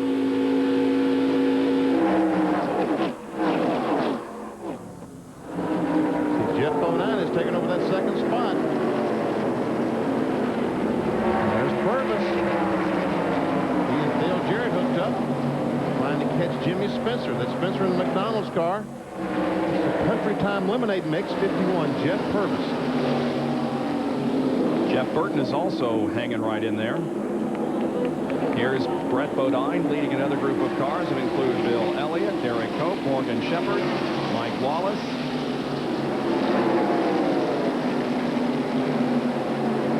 There once again the lead draft.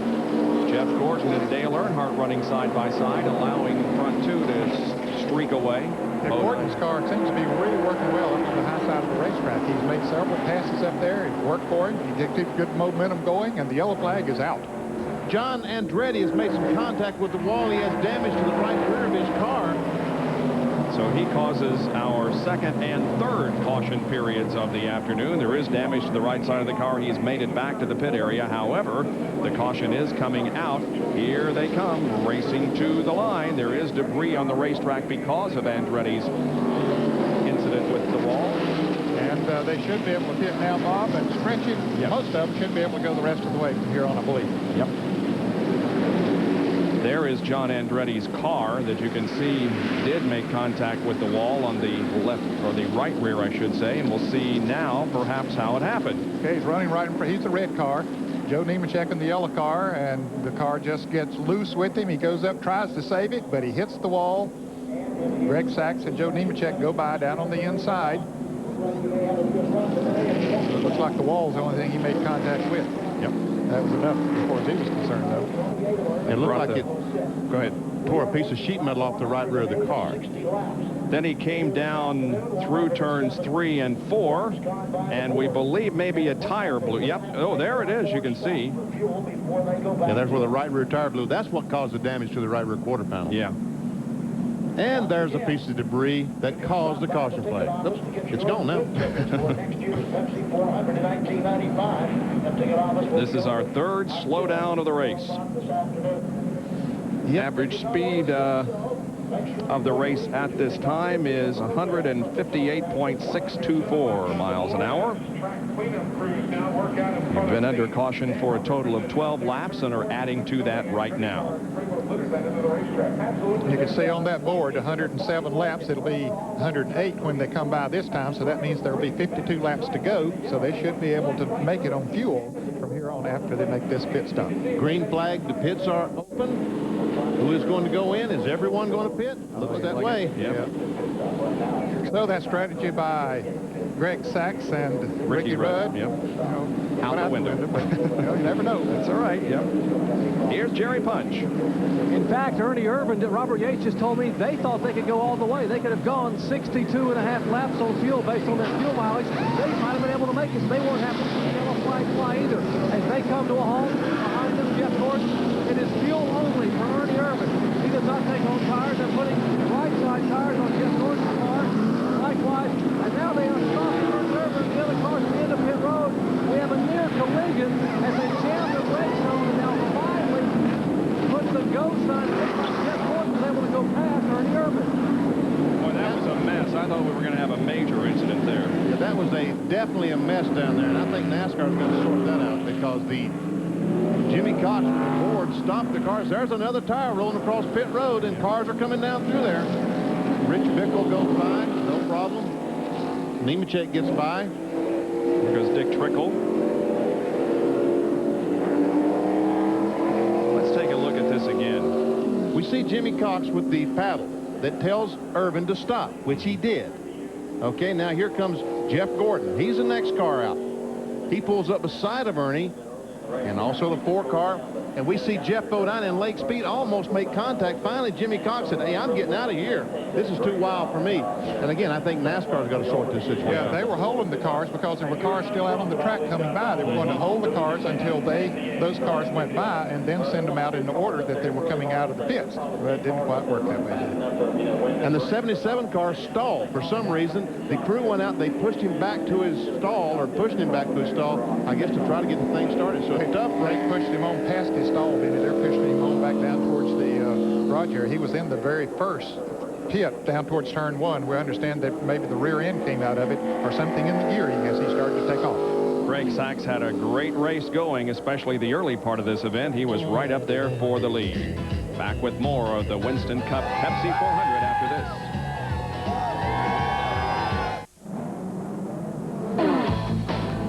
Well, this should look familiar. We cover all kinds of racing here on ESPN, including the sprints and the midgets, on the dirt tracks and on the paved tracks, in California and Indiana.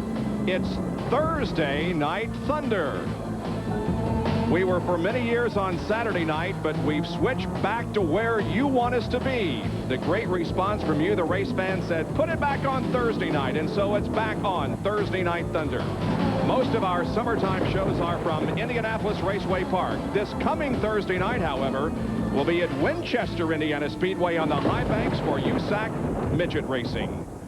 Thursday Night Thunder here on ESPN.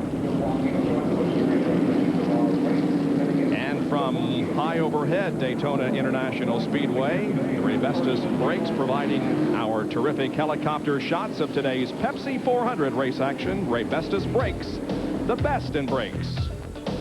We'll be back in just a moment.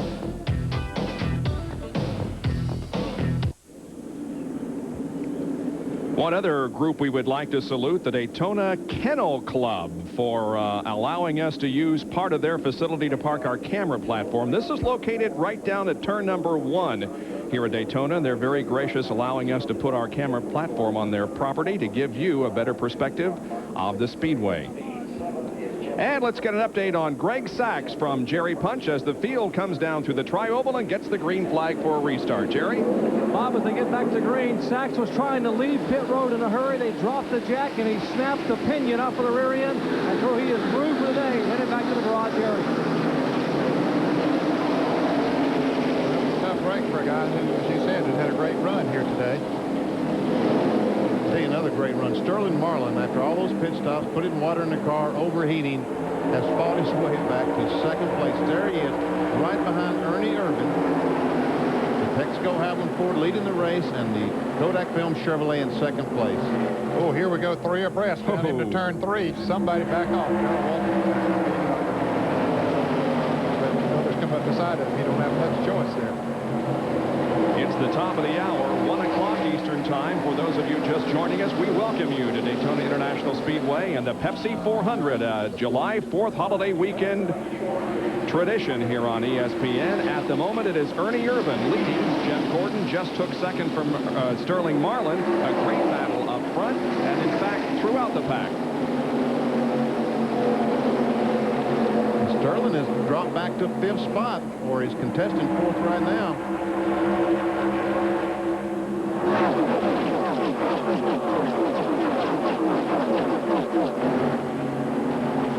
Down the long 3,600-foot backstretch, Ernie Irvin leads the DuPont Automotive Finishes Chevrolet. Chevy has won. Bob, that's paint. Yeah, thank you. Chevrolet, by the way, has won 8 restrictor plate races. The last time a Ford won a restrictor plate race was by the late Davey Allison in the 28 car in the 1992 Daytona 500. John Curtin is with Loy Allen. Loy Allen almost had the pole. Earnhardt snatched it from you. You fell back early in the race, but you were just starting to work your way to the front. And what happened? The engine overheated? Yeah, we overheated. You know, early in the race, we had some rubber on the grill that kept getting on. You know, it's so tight in the draft. We tried to get out of the draft to cool the engine down, but I think it was just a little too much for it. You know, I can't say enough for this Hooters team. They really did a great job getting the car tightened up, and it started running really well at the end of the race. And, you know, now I can't say enough for this car coming back from Talladega. You know, when we crashed it there, the guys at the shop did a great job putting it back together.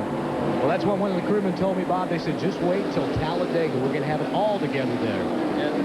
Yeah, the Hooters team, they do a great job, and they're bringing me up to a level really well. By the way, let me tell you folks that NASCAR did straighten out that mess at the end of pit road. They put Ernie Irvin in front and the 4 car. We probably didn't say that, but hats off to NASCAR for straightening it out. We talk often about taking the air off of someone's spoiler. Watch Dale Earnhardt in the 3 car take the air off of Jeff Burton's spoiler, number 8. Runs up there real close on Burton's left rear quarter, and you see how loose he gets him. Didn't touch him, but he got close enough that it felt like somebody touched him and got him loose, got him past, too. Right behind was Mark Martin. This is how it looked to him. Now we see Burton get the car out of shape just a little bit. He has to squeeze out of the gas. That's what we mean when we say air off the spoiler. Now, some of these cars, as we said during pit stops, made tire changes, some didn't. So we'll see how that plays out. Ernie Irvin did not take on any tires. He just took on 4. Now he's staying out front. Earnhardt did take on 4 tires. Ken Schrader did. Dale Jarrett did. Don't know if Jeff Bodine, he's sliding high right there right now. Being shuffled back as he gets out of the draft. Ken Schrader coming along to pass it.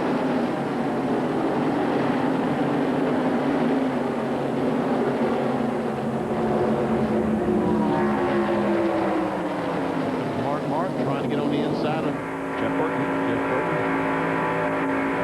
right side of that car is the Burton automobile. He makes that, and here comes his teammate, Ted Musgrave. These Family Channel cars started together, qualified together, and they are still running together. Mark Martin and Ted Musgrave, the Roush Racing team cars. Both are located in the same facilities down in Liberty, North Carolina. Well, here's our Busch race summary. Ernie Irvin has led 55 of the first 114 circuits. We've had 14 lead changes among 9 cars and drivers. 24 machines remain on the lead lap. 3 caution periods, total of 15 laps. Average speed just over 152 miles an hour. The lap leaders have included Ernie, who has led the most, then Dale, Jeff Gordon, Sterling Marlin, Mark Martin. Also, Ricky Rudd, Loy Allen, and Greg Sachs have led here at Daytona. And only 3 cars officially out of the race at this point: Hut Strickland, Richie Petty, and Loy Allen, whom we just heard from.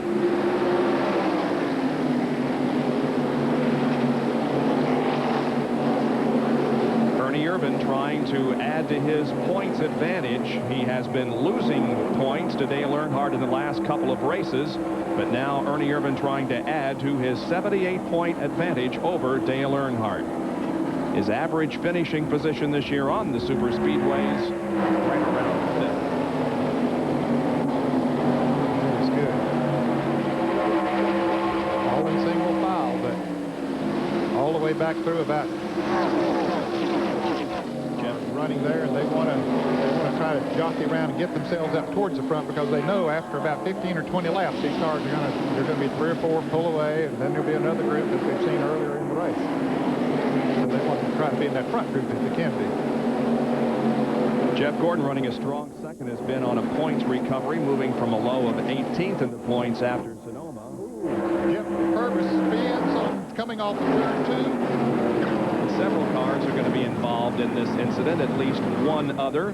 Is that Brett Bodine down on the inside? It's Brett. Oh, there's some contact. Joe Nemechek. They come off that turn so fast and they can't get slowed down. Jimmy Hensley involved. Rusty Wallace slowed down and got through it, looks like, and Ricky Rudd, as we see them going down the backstretch. Bobby Hamilton there on your right. So our first major crash of the day involves Jeff Purvis and others, as he lost it in the middle of corner number 2 and took several other cars with him. Well, Jeff did not take on tires during his pit stop. He had a good pit stop. Here he comes down on the inside of Derek Cope, and the car just simply, the back end goes out from under him. Ted Musgrave was pretty close behind him. He tries to save it, but he can't do it. He goes around. There's Lake Speed coming up. Lake got by, it looks like, where Brett Bodine spun there, and there's Todd Bodine going by, and Morgan Shepherd. But then this other pack of cars come by as he comes back down in the middle of the track. And there's Nemechek. Yep. We see that Hensley's already had some damage. The 16 car also hit the 51 car as he went by, the Family Channel car. And from another angle, there's Morgan Shepherd getting by all right. Labonte just stayed in the middle of the racetrack and hoped he didn't run into him. Nemechek has hit the outside retaining wall. He comes down and hits Purvis with the left side of his car. And yet another angle. Here you see Brett sliding on the right side of your screen. Purvis getting bounced around pretty good, and they're getting hit by Nemechek. And then Joe coming down and making contact with Hensley. Wow.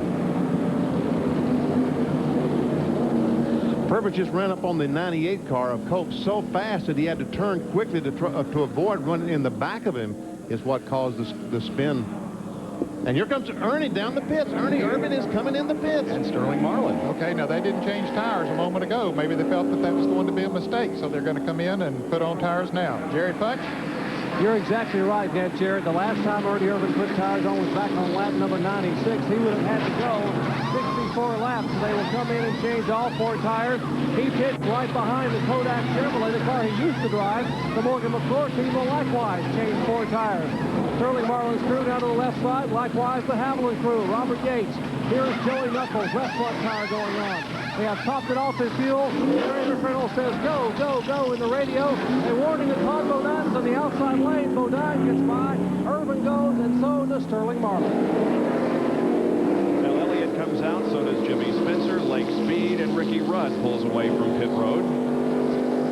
And Jeff Burton came back in, and I expect he took on tires as well, because he's one of those that did not change tires before. Ted Musgrave is still on pit road. As Benny said, he got a little bit of damage in that situation over there, so they're working on his Family Channel 4. And you see the damage that is down there right now. By the way, Brett Bodine and Jimmy Hensley both were able to make it back to the pit area here, make stops and get back out there. You saw a brief shot just a few seconds ago of Jeff Purvis's car on the rollback. There it is. I guess it isn't on the rollback, but it's being taken off of the racetrack. 120 laps completed. Jeff Gordon now leads the Pepsi 400.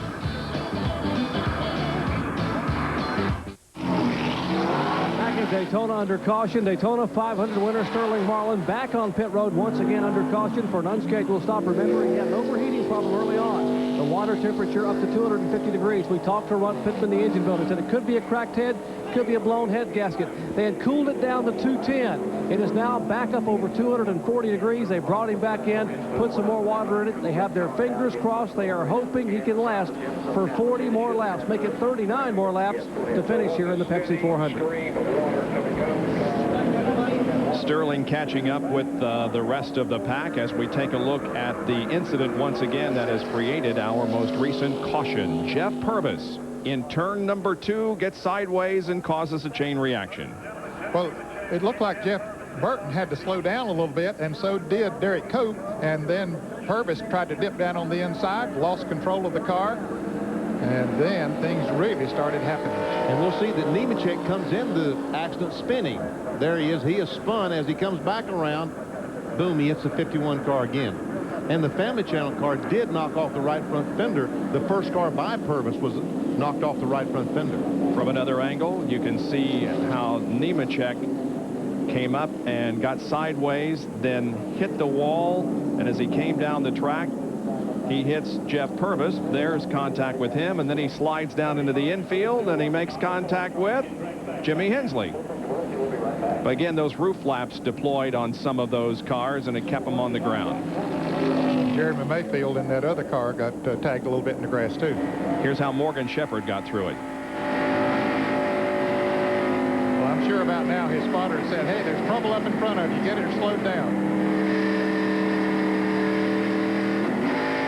The seas parted, and he went right through it, didn't he? Sure did. And as soon as he got through there, he hit the gas and said, "Let me out of here."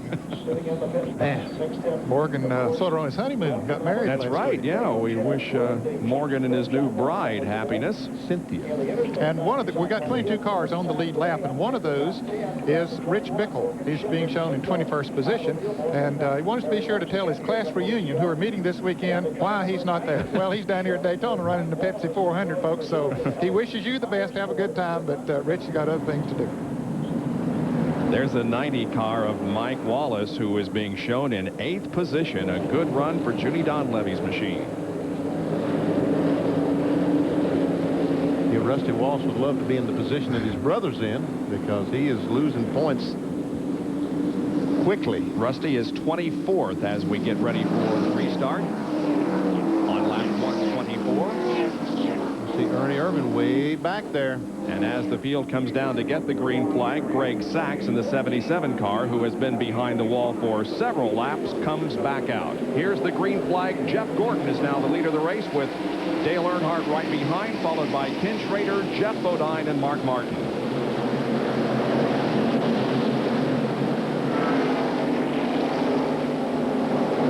See Steve Grissom down on the inside, the Diamond Ridge automobile. See how much he's slowing Schrader down by being side by side with him. Steve's not trying to do that. He's just trying to roll along there. He's had some problems early and lost a couple of laps with some tires. There we go. Bodine going by Derek Cope, and Mark Marks coming with him. Cope is 1 lap down, 23rd position. There are 22 cars on the lead lap.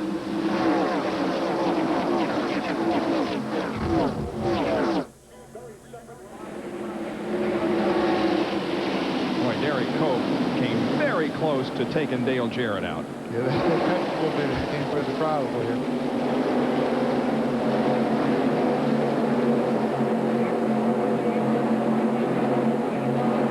So the leaders, they get out in single file. Gordon faked that pit stop, but didn't come in, but Ernie Irvin did, so he is back in the pack. We'll see if Jeff's tires hold up. Jeff, of course, has broken into the winner's circle in NASCAR Winston Cup competition, having taken the Coca-Cola 600 at Charlotte. As Ernie Irvin is coming in a hurry back there, he's got a lot of cars to pass, but there he is. Coming by the 75 car. Looks like there may have been some contact between the 75 Bodine and Dick Trickle. And here goes Ken Schrader. He wants 2nd place. And he takes it. So right now we have Rick Hendry cars running 1 and 2. Sure do. And here comes Jeff Bodine on the inside of Earnhardt. Is Mark Martin going to follow him? Yeah, he will. I know he will. He'll follow his board, buddy. This is a lot of heavy traffic here behind as Ernie Irvin threads his way through. And that car back there, if you're a Winston Cup fan, that is Dick Triple right behind Ernie Irvin. And he's sponsored this week's Skybox, the trading car folks. Now, Jeff Bodine pulled on the inside of Earnhardt. Dale Jarrett was behind Mark Martin. He decided to go with Earnhardt. See how that's going to play out. So far, it's not working for either one of them. They're running side by side, and the front 2 cars are getting away. Boy, this is hold your breath time. 4 abreast into turn 1.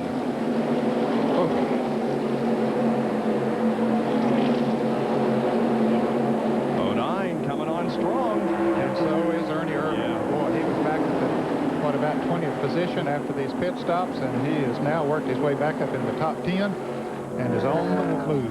He and Mark Martin are trying to go by Jeff Bodine. And they make it. Ooh, and Bodine moves up right in front of Michael Waltrip, that is.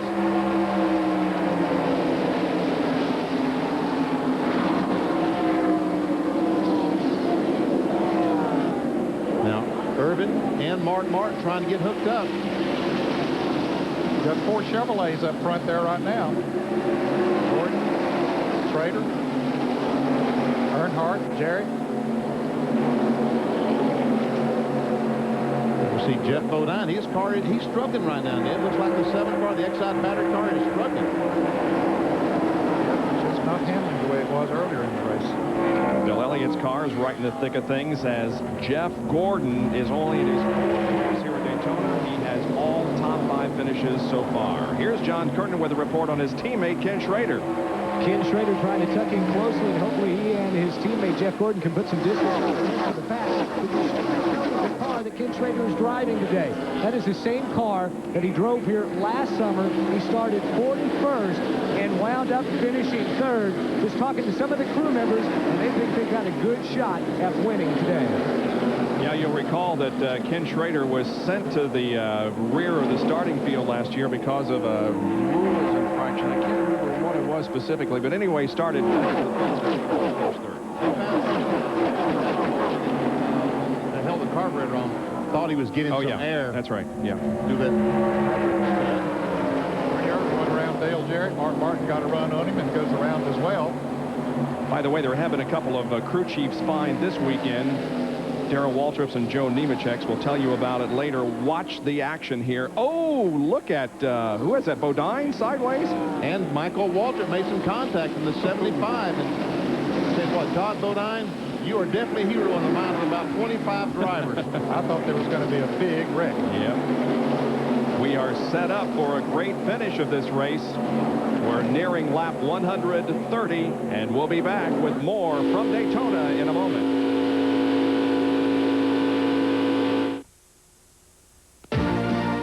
ESPN Speed World is being brought to you by Allied Signals Autolite Spark Plugs, guaranteed for 2 years, no matter how far you go. By McDonald's, official restaurant of World Cup USA '94. And by Budweiser, Beechwood Age for a crisp, clean, classic taste.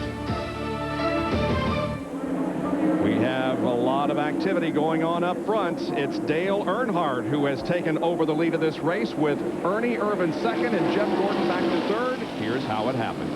Coming off turn 2, he gets just a fender alongside Jeff Gordon, moves Gordon up the racetrack. Ernie follows him, and also Schrader, and by Earnhardt and Irvan both go by Jeff Gordon. And this is where most of the passing has been going on. We pointed it out earlier in the race.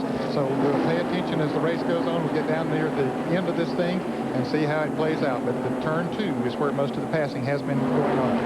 There are less than 28 laps to go. Gordon now is third, Ken Schrader fourth, and we ride with the 5th place competitor right now, Mark Martin. That's Greg Sachs to the inside on the left.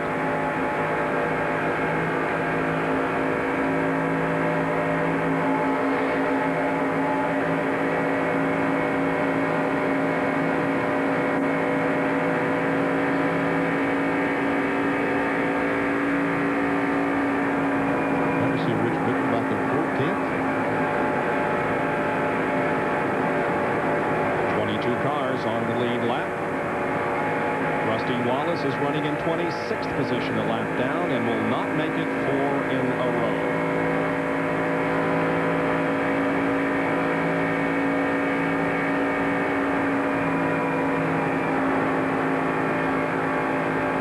Jimmy Spencer has given us thrills all race long, and here was another one. Comes off the corner, he and Dick Trickle. A little bit of contact. A couple of times, as a matter of fact. Dick having a great run here today. Yeah, he is. Up in the top 10. He was very happy when they announced the sponsorship on that car for at least this race and the Brickyard 400 and possibly more Skybox International trading cards. Yeah, they're going to run about, I think it's half a dozen or so races. The Brickyard 400 to Indianapolis and Charlotte, maybe it's 3 or 4, but anyway, several races Skybox came on. Sterling Marlin trying to go alongside Michael Walker. They'll make it 3 abreast, but he gets by. They're back to 2 abreast. There's Elliott up on the outside. Remember, Bill Elliott in the Budweiser Ford started 43rd, currently running 11th. They're 3 wide coming off the corner onto the tri-oval. Sterling Marlin to the inside of Greg Sachs and Bill Elliott. Michael Waltrip making it 3 wide now through the tri-oval. Guys going by on the outside.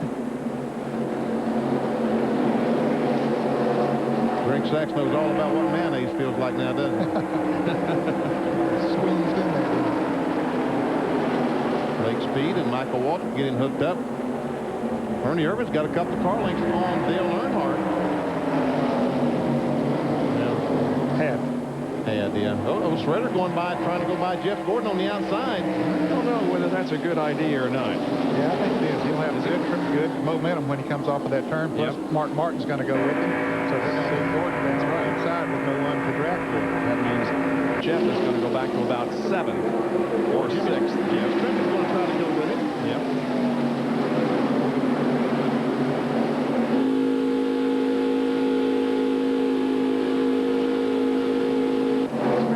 Great run a couple of laps ago when Dale Garrett was running beside of Greg Sachs and passed both of them down the backstretch, and he carried that momentum right up to that pack. I tell you, Jimmy has right now and has had all morning and afternoon one of the strongest cars out there. Jimmy Spencer running for Junior Johnson.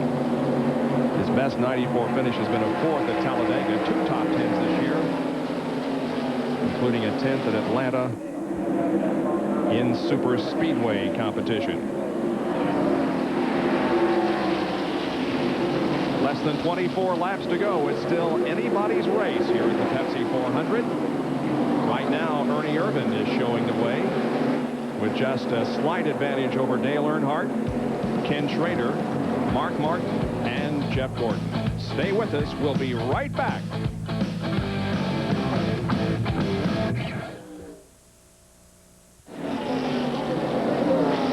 Providing ESPN's terrific helicopter shots today overhead Daytona International Speedway in the Pepsi 400. Ray Bestis brakes, the best in brakes. And the 15th race of the season is at 140 laps, but Bill Elliott is off the pace. He has been running an incredibly high line all afternoon, much like Richard Petty used to do here, and it got a little too high as he came out of the 4th corner there. You can see at the top of your screen he hit the wall a couple of times, and that slowed him down and broke the momentum of a great run from 43rd starting spot. Yeah, he didn't hit it too hard, but he doesn't want to take any chances. That car perhaps didn't steer right after he hit that wall, and so he has backed off, but way back at the back of the pack. He's still out on the racetrack, but not running as fast. And you can understand why, because after you hit the wall, you don't know what kind of damage it did. Now you're running 185, 190 miles an hour. So you don't want to take any chances.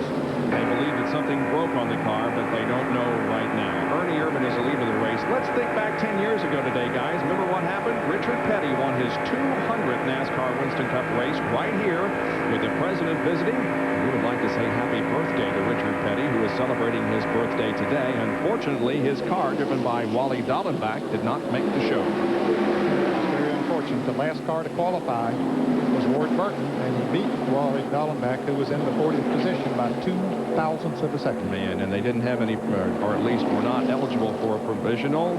So, as we see this group of cars, we see Jeff Gordon back there, who's currently running in 9th spot. Remember, he chose not to pit, not to change tires, and it looks like that was a poor strategy.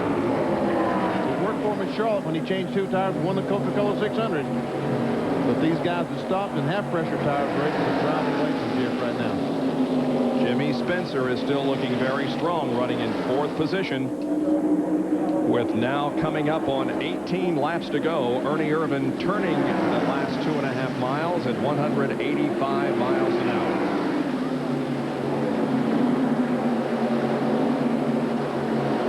John Kernan, can you give us any update on Jeff Gordon? Well, your speculation about the tires is exactly right. He has radioed in and told Ray Evernham that the car is just way too loose for him to be able to keep up with the front runners. So he's having a lot of problems out there keeping that car under. By the way, we mentioned crew chief's fines a little bit ago. Barry Dodson or Derry Waltrip, as we watch Jeff Gordon and see if he's sawing the wheel and having problems. Doug Rickard, also on Joe Nemechek's car, were fined $5,000 for tampering with the roof flaps that we told you about a little bit earlier. Gary Nelson told everyone in the driver's meeting today they will enforce the safety rules, whatever it takes.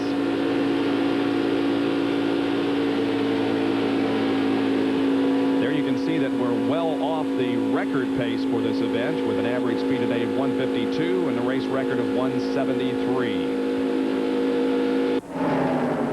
Tell you what, Jeff Gordon, you know, that just shows you how much intelligence he has for his years as far as driving a race car. He had a car that's not very good right now. He backs up, finds him a place to run on the racetrack, ride it out. If you get a caution flag, they'll go in, make the changes, and then be back out trying to win the race. Instead of a crash race car someplace. Jeff Gordon started in 12th position here this morning. There are those running up front: Irvin, Earnhardt, Schrader, Spencer.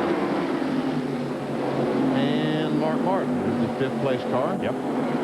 Spencer heads up the racetrack. He's probably trying to see how it works up there to get ready. Here's Jerry Punch with an update on Jeff. As documented, Jeff has a loose race car. Now, I'm standing with Ray Evernham, and Ray said what they have told Jeff is if he will just be patient, even though we have less than 20 laps to go, as the right front air pressure builds up and he burns off some fuel, the loose race car should actually rectify itself and the car should get a little better. That's what they're hoping down here in the DuPont pits. With right front air pressure building up, the car may tighten up just a little bit with about 5 or 6 laps to go, and he might have a shot. Well, we'll see. Meanwhile, his teammate Ken Schrader has moved to 2nd spot.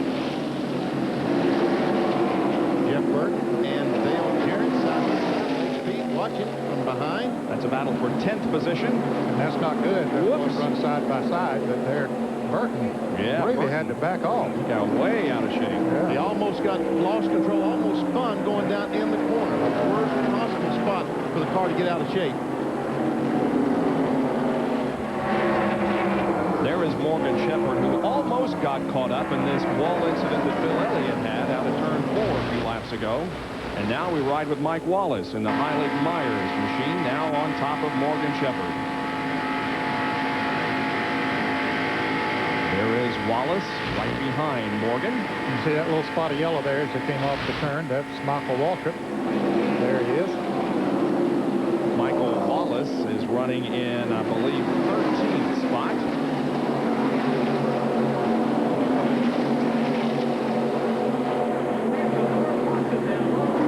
There are your top 5, and they remain pretty much the same. Spencer a little bit loose coming off the 2nd corner. With just now less than 14 laps to go, we'll take another break and come back for the finish of the Pepsi 400 from Daytona International Speedway.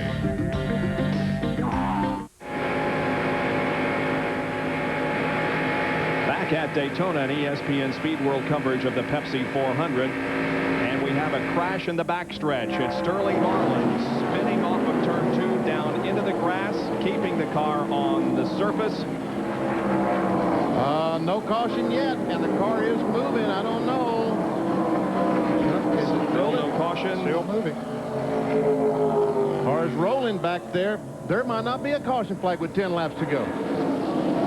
Here comes the field. No, it does not get the caution. Jimmy Spencer takes 2nd from Ken Schrader. And so does... And something's wrong with Schrader's car. Earnhardt and Martin have also gone around him rather quickly. Now Jeff Bodine. I don't know. I think he just got out of the accelerator. I think he did too. I think he expected a caution. His spotter perhaps told him that, hey, the car's back there, and figured there would be a caution and backed off of it. And I expect that cost him. In any case, Marlin makes it back around to the pit area. Here's how it happened as Jeff Gordon was to his inside. Come off the corner. Jeff Gordon just touches Sterling in the left rear and turns him around, and boy, those roof flaps do the job and keep that baby on the ground. Meanwhile, Sterling Marlin did not stop. He came down pit road and did not stop. So now up front it is Ernie Irvin, but he has gained quite an advantage over Sterling Marlin, Dale Earnhardt, Mark Martin, Ken Schrader, and Jeff Bodine. Jimmy Spencer right now is in the 2nd place. We understand that the 4 car of Marlin was speeding down pit road, so we decided to go around again.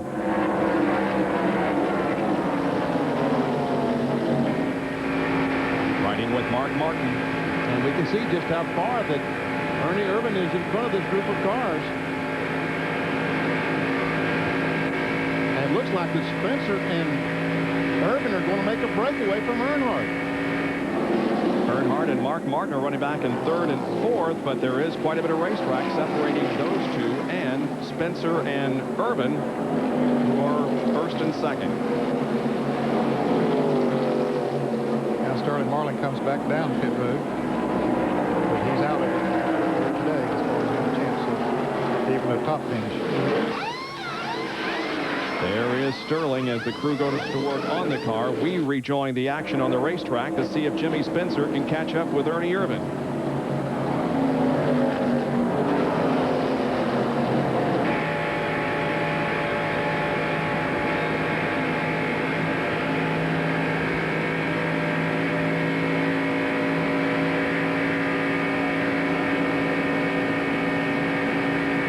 Martin just can't get close enough to Dale Earnhardt for these two guys to go on forward. And to answer your question, Bob, Spencer has caught Ernie Irvan. And so are Earnhardt and Martin catching up also. Less than 8 laps to go. 21 cars on the lead lap. Elliott has been able to stay on the lead lap despite his wall contact in turn 4 that broke his momentum. And he's about a quarter of a lap from being lapped, but he's back in 21st position with 21 cars on the lead lap.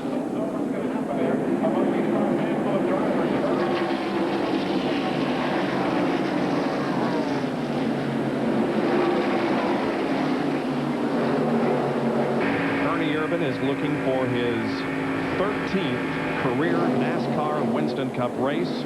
Jimmy Spencer seeks his first.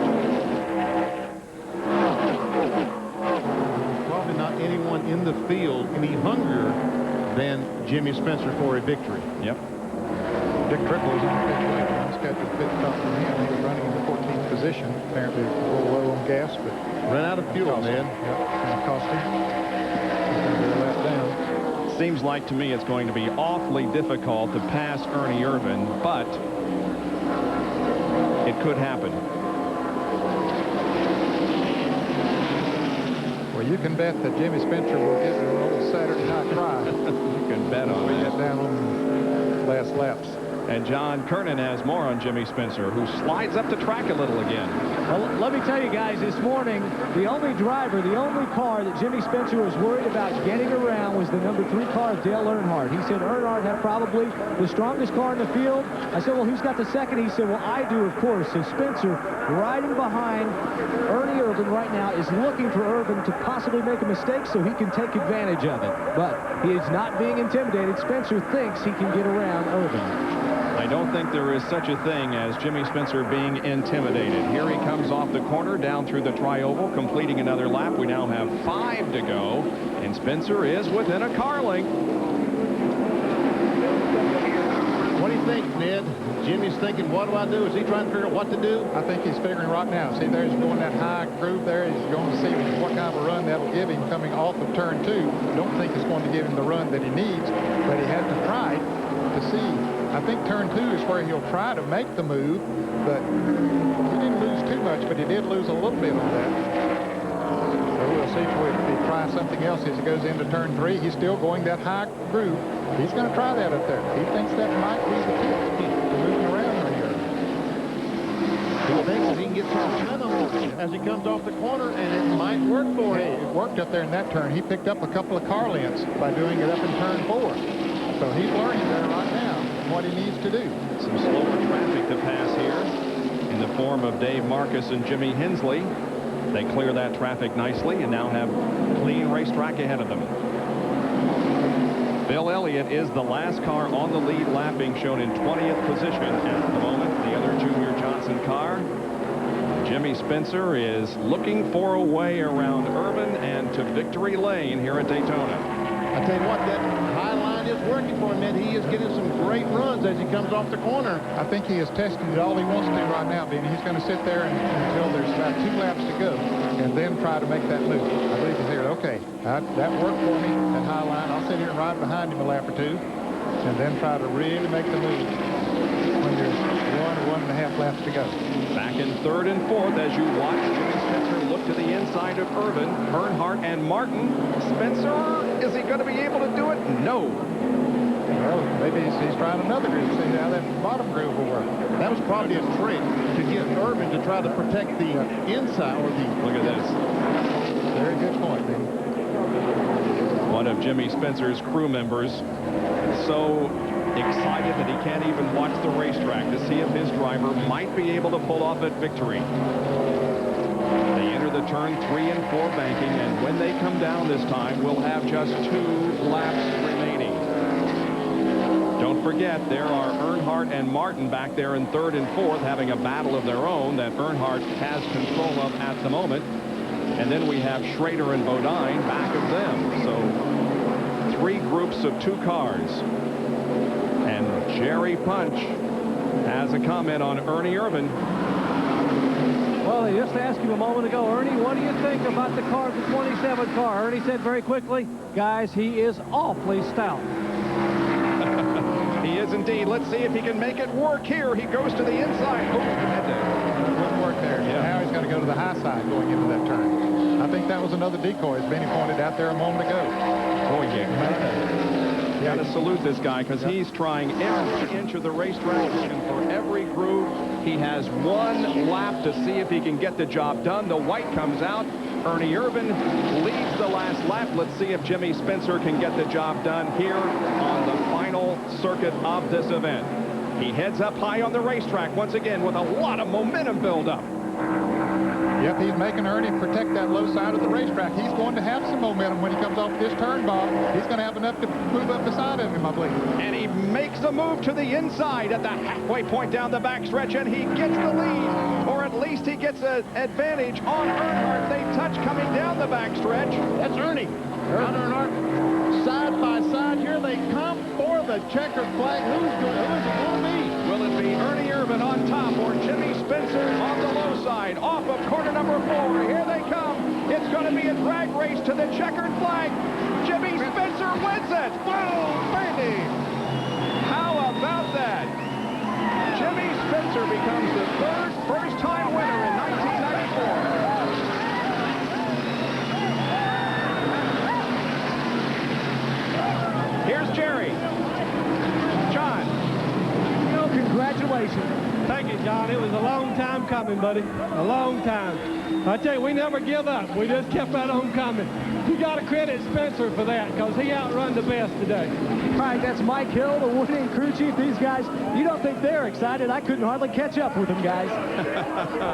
Great celebration and well-deserved for Jimmy Spencer, who finally gets into the win column in NASCAR Winston Cup racing. He becomes the 145th driver to record a NASCAR Winston Cup win. Jimmy Spencer from Berwick, Pennsylvania, wins the Pepsi 400 at Daytona.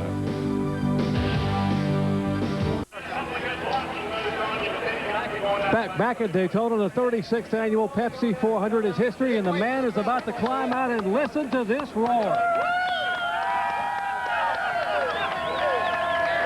A big smile, 37-year-old Jimmy Spencer. And Jimmy, congratulations, my friend. Dad, Mom, love you. Thanks.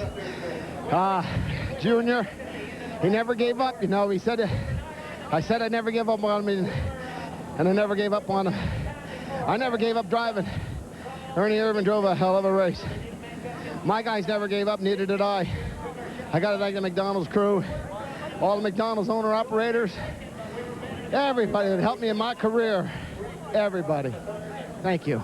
Jimmy, let's talk about that last couple of laps. Did you think you might be able to get Ernie, and it was close? I mean, you guys came very close to touching a couple times. We touched good, you know. I mean, heck, we're racing to win. Ernie gave me enough room. I got to thank him for that.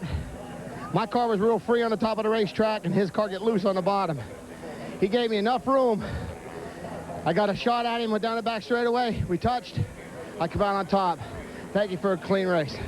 Indeed, it was clean, and they are celebrating here in Victory Lane as they are about to give him a bath down here. There comes the cooler, the Pepsi cooler on the McDonald's uniform, and Jimmy Spencer is about to celebrate. Well, he sounds like he's run a mile, but in fact, he drove a very strong 400 miles here, and this is the final lap.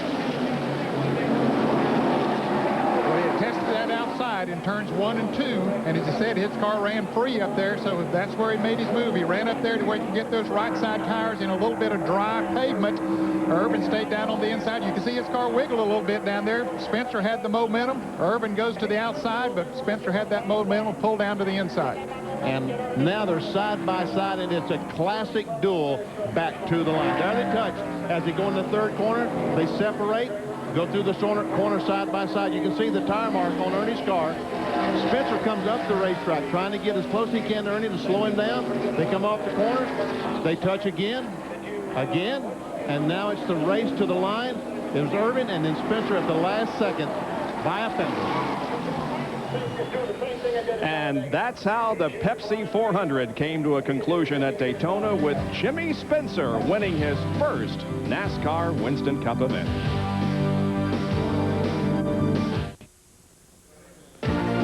ESPN Speed World is being brought to you by Allied Signals Fram Filters. You can pay a little now or a lot later. By Chevy Trucks, the most dependable, longest-lasting trucks on the road. And by Valvoline and the Valvoline Performance Team. John Kernan is with Ernie Irvin, who, by the way, surrounded by the various print media from around the country. They've allowed me to grab him away from them. So, Ernie, that last lap was something that looked like on the tape you and Spencer must have touched about 4 or 5 times. It had to be exciting for you, too. I wasn't counting how many times. You know, it got tight, but, you know, I mean, that's the last race of a Winston Cup race. It's not like it's anything else. So, it's an important race, the Pepsi 400. And, you know, our car was strong all day, and Jimmy come up there at the end and didn't really know how strong he was till he kept, you know, running high. And I could see he could get a good run on me, and he just made a perfect move at the end.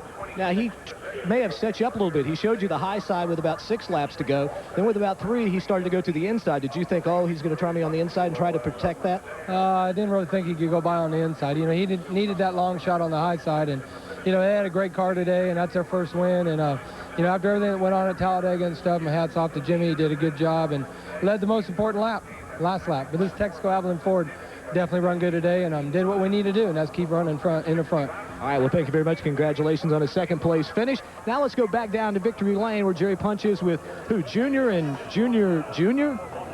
Well, we have Junior Johnson and Robert Glenn Johnson Jr., the 10-month-old who just was taken away. Unfortunately, little Junior got the ice bath along with you and Jimmy Spencer. But congratulations, this man did a heck of a job those last few laps. Well, he did great. You know, I didn't know if he could ever get by Ernie. Ernie run awful good. His car's awful strong. All you get, you know, you just have to catch a little draft and get there to where you can kind of mess him up when he's you know, running a straight line. You got to get him out of a straight line to get by him, and that's what Jimmy was able to do. And so I'm tickled to death for Jimmy to win his first race and be it in our car.